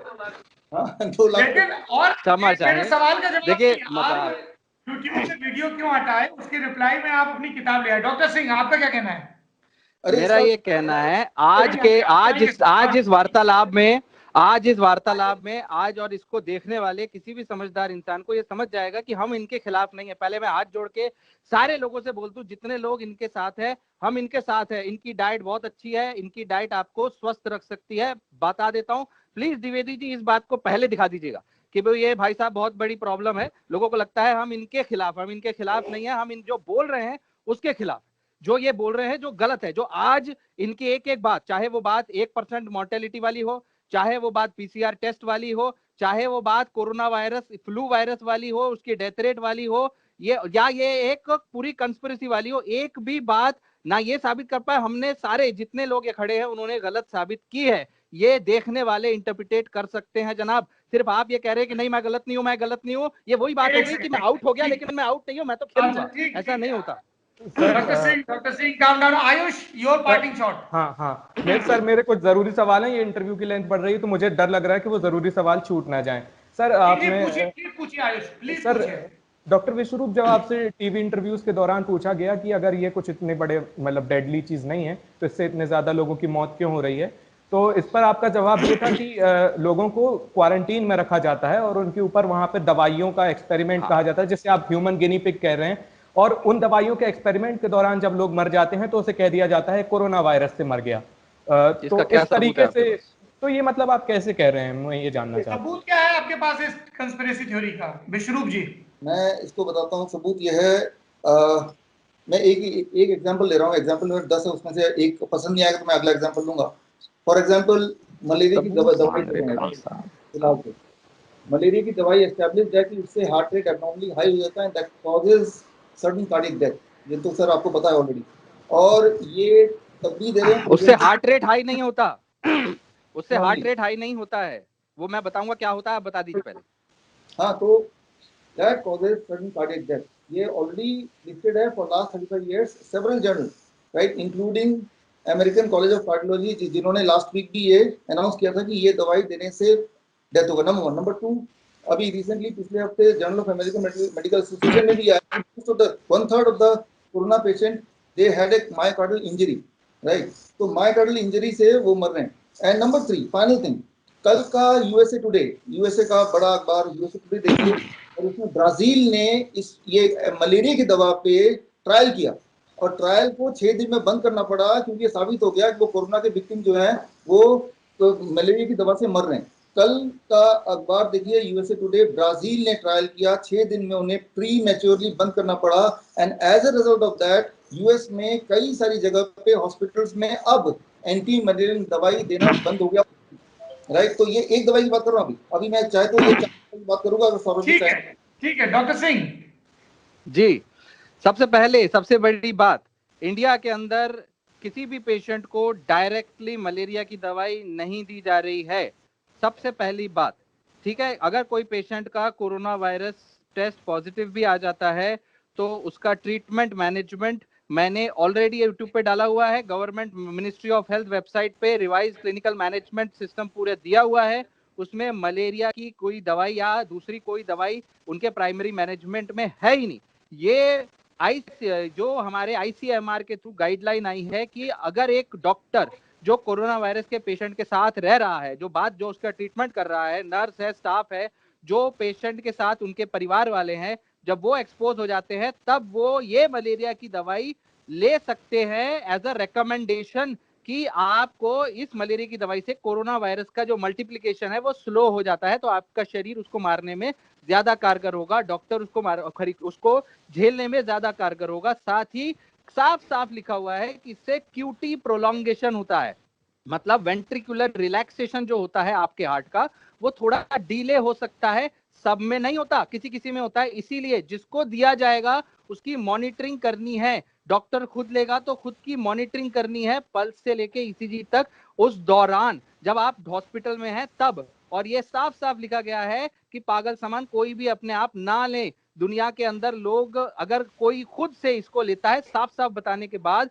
और उसको क्यूटी प्रोलॉन्गेशन होता है करोड़ों में एक को, तो उसका मतलब ये नहीं है कि ये दवाई हर पेशेंट को मार देगी या ऐसी कोई भी दवाई इस तरह से हानिकारक है जो बताना गलत है। अगर आप अस्पताल में हैं, भर्ती हैं, आपका क्यूटी प्रोलॉन्गेशन छोड़ो, आपको वेंट्रिकुलर टैकीकार्डिया हो जाए, आपको कार्डियक अरेस्ट हो जाए, तो हम वहां खड़े हैं आपका हार्ट चालू करने के लिए। वो रिस्क उठाना पड़ता है, वो रिस्क उठाना पड़ता है कि ये हर दवाई का रिस्क है, नमक का रिस्क है, शक्कर का रिस्क है, हर चीज का रिस्क होता है भाई साहब। जो हम पानी पिलाते हैं, जो आप डीआईपी डाइट देते हैं, उसका भी रिस्क है। आपने खुद माना कि ये वायरस हार्ट को कार्डियोमायोपैथी करता है, मायोकार्डाइटिस करता है, हार्ट वीक करता है। एक वीक हार्ट वाले पेशेंट को डॉक्टर कहता है 1 लीटर से ज्यादा पानी नहीं पीना। उस पेशेंट को आप जितने पानी डीआईपी डाइट देके देखिए, दूसरे दिन अस्पताल पहुंच जाएगा। ये बात इसलिए कह रहा हूं कि मेडिसिन की नॉलेज जरूरी है, किस पेशेंट में कौन सी चीज काम करेगी। आपकी डाइट बहुत अच्छी है, लेकिन इसका मतलब ये नहीं कि दुनिया का हर पेशेंट उससे ठीक हो जाएगा, ये समझना हर पेशेंट के लिए जरूरी है। आयुष आयुष सर हाँ, ये सवाल।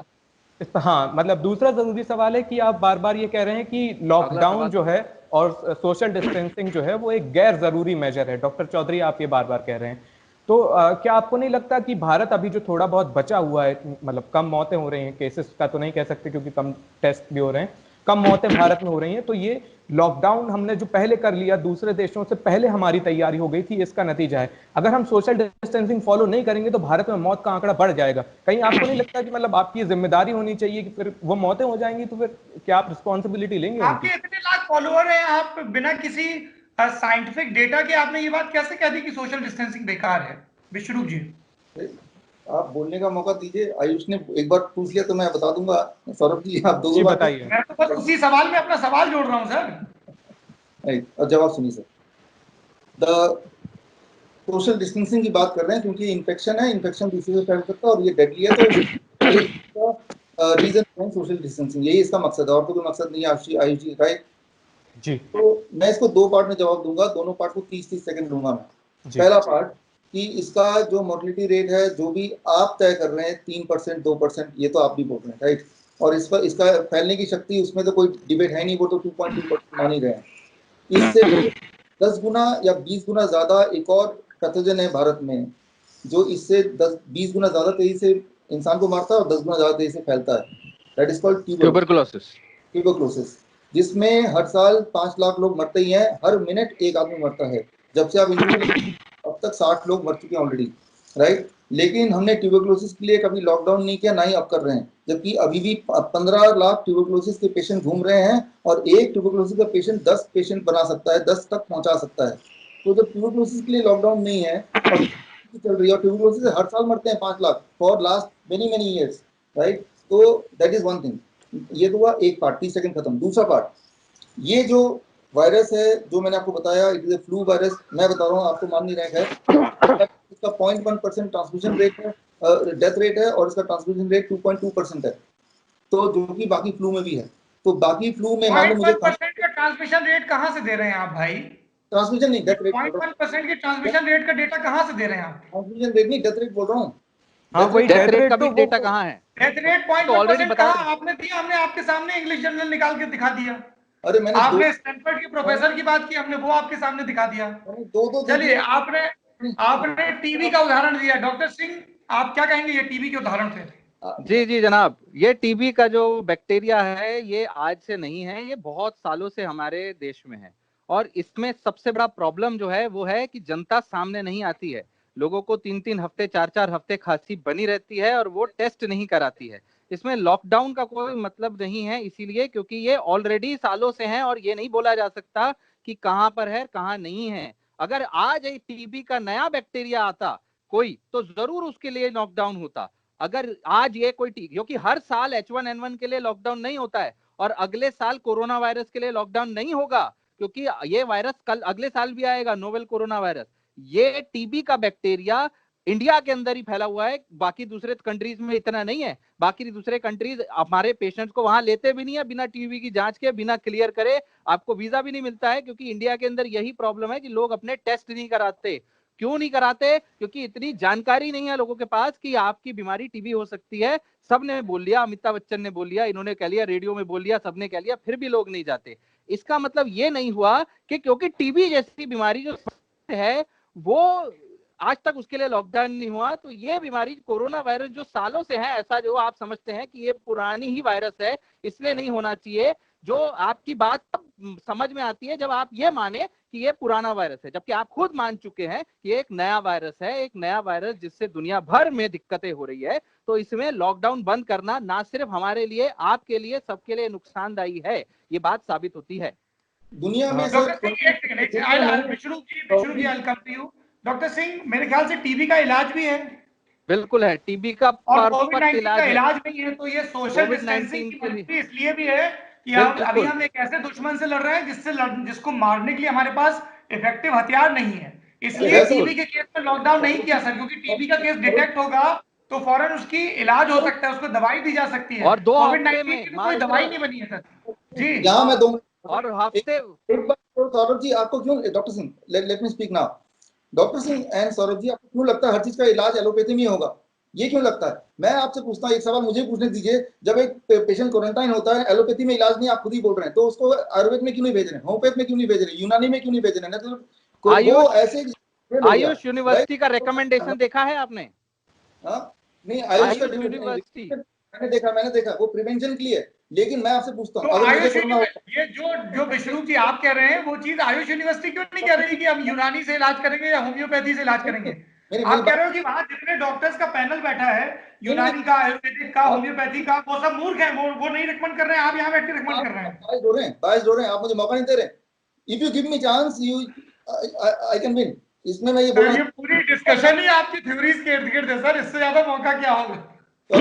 मैं एक सवाल आपसे पूछना चाहता हूँ, मुझे आज कोरोना हो गया, क्या मेरे पास ये राइट है कि मैं आयुर्वेद से इलाज कराऊं या होम्योपैथी से कराऊं या यूनानी से कराऊं? Do I have the right today? क्या बिल्कुल है। हाँ, बिल्कुल है। नहीं है। 3 दिन का राइट है आपके पास, 3 दिन का, 3 दिन का राइट है आपके पास। और जब तक आप सीरियस नहीं होते तब तक राइट है आपके पास। जब आप वेंटिलेटर पे जाने वाली हालत हो जाएगी तब आप कोई भी दूसरा चीज कर नहीं सकते। अगर आप ये बताइए कि कोई पेशेंट अगर सांस नहीं ले रहा है तो आप क्या करोगे डॉक्टर साहब? आप उसको होम्योपैथिक की यूनानी दवाई दोगे? आप बता दीजिए, कोई पेशेंट सांस नहीं ले रहा है, वो वेंटिलेटर पे डालने वाली हालत है, तब आप क्या करोगे? पूरे भारत में एक भी इंसान बताओ जो कोरोना का पेशेंट है उसका इलाज आयुर्वेद से किया हो, एक भी बताओ, या होम्योपैथी से किया हो पूरे भारत में? अरे घर घर में हो रहा है भाई साहब, 80% लोग जो ठीक हो रहे हैं। एक सेकंड डॉक्टर सिंह, एक सेकंड, क्योंकि विश्वरूप जी अभी तक दुनिया के किसी भी आयुर्वेदाचार्य ने आके ये नहीं कहा है कि कोविड-19 बीमारी का इलाज आयुर्वेद में है। दुनिया के पूरे देश के एक भी आयुर्वेदाचार्य ने नहीं कहा कि कोविड-19 का इलाज है। आप यहाँ बैठ के कह रहे हो आयुर्वेद से इलाज करवाओ। आपके all India institute of Ayurveda यहीं पे है, दिल्ली में, आपके बगल में ही है। उनके पूरे डायरेक्टर ने मिलके आज से 1.5 महीने पहले सबमिट किया इलाज। 1.5 महीने हो गए इस चीज को, और फिर उसको अप्रूव क्यों नहीं किया गया? ये आप पूछे ना, मैं यही तो बोल रहा हूँ। खेल आप अभी क्योंकि वो साइंटिफिकली प्रूवन नहीं है सर। रुकिए इस बात पे मैं इनका साथ दूंगा। इस बात पे विश्वरूप जी का मैं साथ, सुनिए आपका साथ दे रहा हूँ, आपका साथ दूंगा मैं इस बात पे। देखिए, इस बात पे मैं खुद आपका साथ दूंगा कि बिल्कुल आयुर्वेद को ट्राई करना चाहिए, बिल्कुल आयुर्वेद पे रिसर्च होना चाहिए। मैं खुद स्ट्रांगली बिलीव करता हूं कि आयुर्वेद में बहुत पोटेंशियल है। ये मेडिसिन जो हमारे मॉडर्न मेडिसिन निकल के आई है, आयुर्वेद के ही अर्कों से आई है। जब हम बात करते हैं नीम के पत्तों में ताकत है, तो उसमें यह देखा जाता है कि भाई इसमें कौन सा केमिकल है जिसमें ताकत है, उससे निकाल के गोली बनती है। तो आयुर्वेद में ताकत है। Nobody is denying that. यहाँ पर बैठ के कोई भी ये नहीं कह रहा है कि आयुर्वेद आपके शरीर को दुरुस्त करने का एक अच्छा जरिया है। ये पूरी बहस इस बात पे हो रही है लेकिन कोविड-19 की बीमारी से कैसे डील किया जाए। लेकिन ये कहना कि आयुर्वेद ही इलाज है और दूसरे जगह पे अगर जाओगे तो डॉक्टर दवाई देके मार देंगे, वो गलत है। ये गलत। आयुष जी, आपका कोई सवाल बचा है? नहीं, मतलब आयुर्वेद वाली ही एक जो बहस चल रही थी तो उसमें मैं जोड़ना चाह रहा था सर के। मैंने एक पिछले वीडियो में देखा था विश्वरूप सर के कि वो कह रहे थे कि ईरान में जब बहुत ज्यादा मौतें हो रही थी तो आयुर्वेद से 200 लोगों का इलाज किया गया जो शुरुआती वहां के केस थे, और उस इलाज के बाद 200 में से 190 लोग ठीक हो गए। तो सर ये जानकारी का मैं मतलब आधार जानना चाहूंगा। ये आप देखिए वहां का गवर्नमेंट का रिपोर्ट है, I can give you. Tehran Ayurveda, ये है Pars today, parstoday.com, Pars today की रिपोर्ट है ये। 4 अप्रैल सरकारी न्यूज है सर। 4 अप्रैल को आयुष जी, parstoday.com, ये तेहरान का, तेहरान के हॉस्पिटल का न्यूज है। कहाँ का? तेहरान या ईरान? ईरान की शहर, मतलब ठीक है। तो मेरा ये कि मतलब उसमें ये लिखा है कि 200 लोगों का इलाज किया गया आयुर्वेद से और वो उसमें से 190 ठीक हो गए, उसमें ये लिखा हुआ है ना? हाँ, 190 तो 1 हफ्ते के अंदर चले गए और बाकी रिकवर कर रहे हैं। उसके बाद मैंने फॉलोअप नहीं किया, बट आप कहेंगे तो मैं फॉलोअप कर दूंगा। ठीक है, मैं इसको चेक करूंगा। आप बोल रहे हैं, आप एक बार फिर से यूआरएल बताएंगे मुझे? Pars, PARS today, Pars today, एक ही वर्ड है सर। parstoday.hi/news/Iran। इसमें आयुर्वेद वर्ड ना लिख के आप लिखिए जीरा को क्या कहते हैं इंग्लिश में? 4-5 इंग्रेडिएंट बना के उन्होंने प्रोटोकॉल बना दिया। दे टुक 3-4 इंग्रेडिएंट, फिर एक प्रोटोकॉल बना के फिर उनको ट्रीट किया था। और उन्होंने कर्ड वर्ड लिख दीजिए, क्योंकि कर्ड दिया नहीं था उन्होंने। मैं रिकॉल कर रहा हूँ कि न्यूज में क्या क्या कीवर्ड थे। They did not give curd को मना कर दिया, एंड देन जीरा। फिर ये मेरे ख्याल से अगर 200 में 190 मरीज इस देसी उपचार से ठीक हो रहे हैं, तब तो ये दुनिया की सबसे बड़ी ब्रेकिंग न्यूज होनी चाहिए थी। किसी की नजर क्यों नहीं गई? कोई बनाएगा ब्रेकिंग? आप बनाएंगे ब्रेकिंग? मैं आपसे पूछता हूँ, अगर ये सही कंफर्म निकला, आप बनाएंगे ब्रेकिंग? आप तो नहीं बनाएंगे। बिल्कुल बनाएंगे। नहीं, पहली बात बनाएंगे। नहीं हाँ, बनाएंगे। इस पे अलग से अरे आप देखिए, पड़ताल ऐसा करिएगा। है कि विश्वरूप जी, ये चैलेंज की भाषा ठीक नहीं। हमसे लोगों ने कहा विश्वरूप जी को बुलाइए, हमने आपको बुलाया ना। ये आप नहीं बनाएंगे, आप ये करके दिखाइए, आप कुतुब मीनार से कूद के दिखाइए, आप नहीं कूदेंगे। ऐसे नहीं होता है सर। ऐसे हमें ट्विटर पे दिन भर लोग चैलेंज करते हैं, हिम्मत है तो ये न्यूज दिखाओ, हिम्मत है तो वो न्यूज दिखाओ। तो ऐसे ट्रोल, जो आप इतने बड़े यूट्यूबर हैं, आप क्या ट्रोल्स की भाषा में बात कर रहे हैं? आप नहीं, मैं आपसे कह रहा हूं अगर ये सत्य हुआ तो मैं दिखाऊंगा।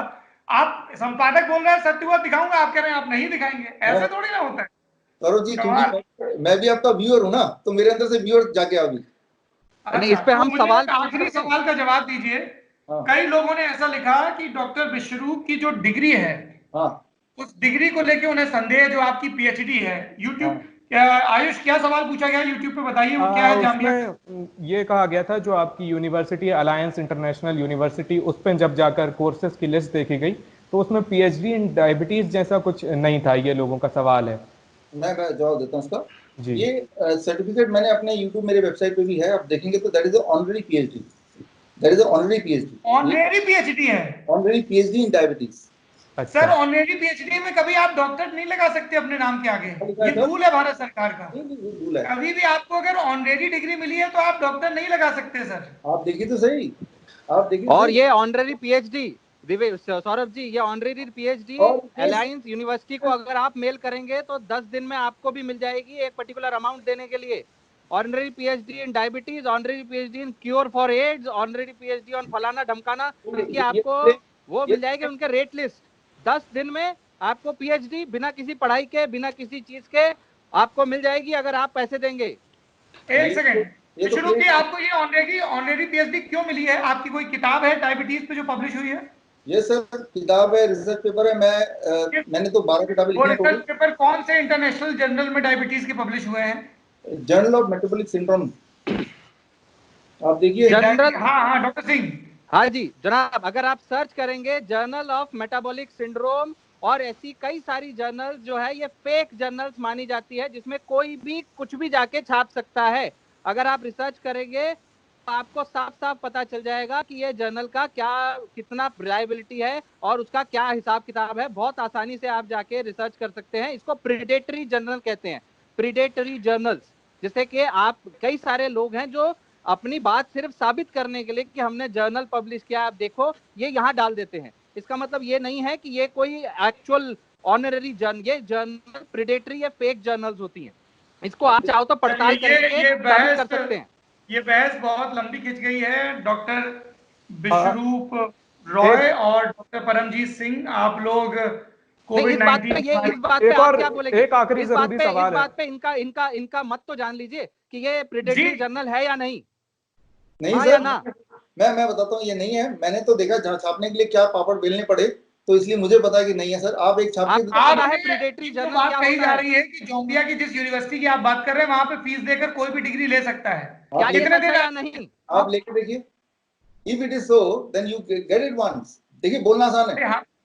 सर हमें तो जाम्बिया की उस यूनिवर्सिटी की डिग्री चाहिए नहीं, क्योंकि हमारे पास जेएनयू की डिग्री है, तो अगर नहीं चाहिए। देखिए साबित कौन करेगा? बोलना। Saurabh ji, Indo Vietnam medical board, ये कहाँ से आया? इंडो वियतनाम मेडिकल बोर्ड, ये क्या ये सवाल है आपका या सवाल है? हाँ देखिए, सवाल है। ये किसने बनाया? ये किसने बनाया? कौन से जगह से ये एफिलिएटेड है? ये कोई मेडिकल बोर्ड है या नहीं? कोरोना के ऊपर है। देखिए अब सवाल तो पूछते हैं, जवाब देते नहीं है। Anyway I hope that you. अरे नहीं ऐसा बिल्कुल नहीं भाई, आप जवाब दीजिए जी। हाँ, इंडिया बुक ऑफ रिकॉर्ड्स हमारा ब्रांड आप पीछे देख भी रहे हैं। This is registered with government of India. RNI number है हमारा 2006 का। आरएनआई तो आप समझते ही हैं। इंडिया बुक ऑफ रिकॉर्ड्स, और वियतनाम में है Vietnam book of records. Vietnam book of record is under the control of government of Vietnam, right. वो वियतनाम में ज्यादातर जो मीडिया है दैट इज गवर्नमेंट कंट्रोल्ड है। इंडिया में जैसे आपका प्राइवेट मीडिया है, राइट। तो India book of record in association of Vietnam book of record under the ministry of science and technology, government of Vietnam, right, under the license from government of Vietnam. We started what we call as Indo-Vietnam Medical Board. It is started by me and my partner, Vietnam Book of Records ke Lee Trang Trung Yang. How do you have any medical degree to start a medical board?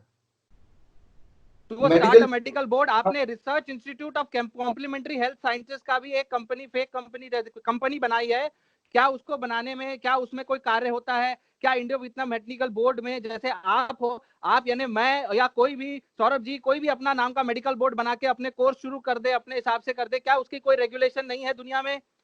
Doctor Singh, अभी तो खैर lockdown है, lockdown जब हो जाएगा, हमारे ceremony होती है हर 3 महीने में वियतनाम में, और पूरे वियतनाम के अच्छे से डिग्निटरी आते हैं इंडो वियतनाम मेडिकल बोर्ड की सेरेमनी में। अगले में सौरभ जी आपको भी मैं इनवाइट करूंगा। और आप मुझे ये बताइए कि आपका ये जो इंडो वियतनाम मेडिकल बोर्ड है, क्या इसे इस देश का स्वास्थ्य मंत्रालय मान्यता देता है? नहीं सर, मैंने तो बोला भी नहीं ना, मैंने तो बोला भी नहीं। तो आप इस देश में सारे लोगों को क्यों फिर ऐसी बातें बता रहे हैं, इस बोर्ड के बेसिस पे सर्टिफिकेट दे रहे हैं इस देश में, जब मान्यता नहीं है? बताइए। भारत में मान्यता नहीं तो भारत में आप किस हिसाब से सर्टिफिकेट दे रहे हैं सर? देखिए, मैं एक एग्जांपल दे रहा हूं सौरभ जी। जैसे British medical journal and Fortis and British medical journal दोनों मिलके डायबिटीज का सर्टिफिकेशन कोर्स कराते हैं, उसकी भी मान्यता नहीं है। देख लीजिए, उसकी भी मान्यता नहीं है, लेकिन कराते हैं, कोई भी करा सकता है। तो मान्यता होना नहीं होना एक अलग। फोर्टिस एक एस्टैब्लिश्ड हॉस्पिटल चेन है सर। आप तो वहां अपने कहां से ये हॉस्पिटल चेन होना काफी है कि वो मान्यता मिल गई? मैं पूछना चाहूंगा, आप अगर आप हॉस्पिटल चेन जितनी क्वालिफिकेशन रखते हैं तो वो क्वालिफिकेशन बताएं। अगर आप इतने ज्यादा पढ़े लिखे हैं तो वो क्वालिफिकेशन सामने रखें। एक पीएचडी, ऑनररी पीएचडी के अलावा आपने किस बेसिस पे? ये बात गायब नहीं कीजिए। मेरा सवाल है फोर्टिस, क्योंकि वो चेन है तो वो अपना कोई भी कर सकता है। मेरा सवाल है फोर्टिस और ब्रिटिश मेडिकल जर्नल जो डायबिटीज एजुकेटर का कोर्स चलाया है, क्या वो भारत सरकार से अप्रूव्ड है? इसका आंसर क्या है? नहीं अप्रूव्ड है। या तो बोलो है या नहीं है, बताओ क्या है। मैं बोलता हूँ वो नहीं है। तो फिर क्योंकि वो चेन है तो चला सकता है, हम चेन नहीं तो हम चला नहीं सकते। सौरभ जी कैसी बातें कर रहे हैं? आपने पहले आप बिल्कुल चलाइए, आप रात दिन चलाइए, आपके दावे बहुत दिलचस्प हैं और ये पूरी बातचीत मेरे लिए बहुत रोचक है। आयुष जी, आप मेरा एक आखिरी जरूरी सवाल है सर। आप इसका जो कोरोना वायरस का इलाज बताते हैं तमाम इंटरव्यूज में, वो आप कहते हैं कि 3 दिन में आप इसको ठीक कर सकते हैं और इसके लिए किसी क्वारंटीन, सोशल डिस्टेंसिंग और इन सब चीजों की जरूरत नहीं। तो सर वो कैसे आप ठीक करेंगे? ये मतलब मुझे जरा सा। मैं ये बोलता हूँ हमेशा कि इन्फ्लुएंजा लाइक इलनेस, H1N1 हो, डेंगू हो, चिकनगुनिया हो, कोई फ्लू वायरस हो, पिछले 5 साल मैंने ये देखा है कि जब भी एक 3 स्टेप प्रोटोकॉल हमारा वो करता है तो by 3rd day patient they get relief. Corona virus में क्योंकि वो वायरस के पेशेंट मुझे मिले नहीं है, वो घेर लिए जाते हैं, क्वारंटाइन हो जाते हैं, वो बंद हो जाते हैं, राइट।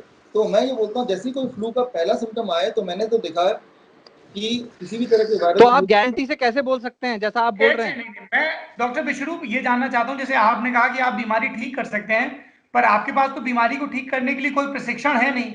आपको डायबिटीज पे एक ऑलरेडी डिग्री मिली हुई है पीएचडी की। You are not trained to treat any patient sir.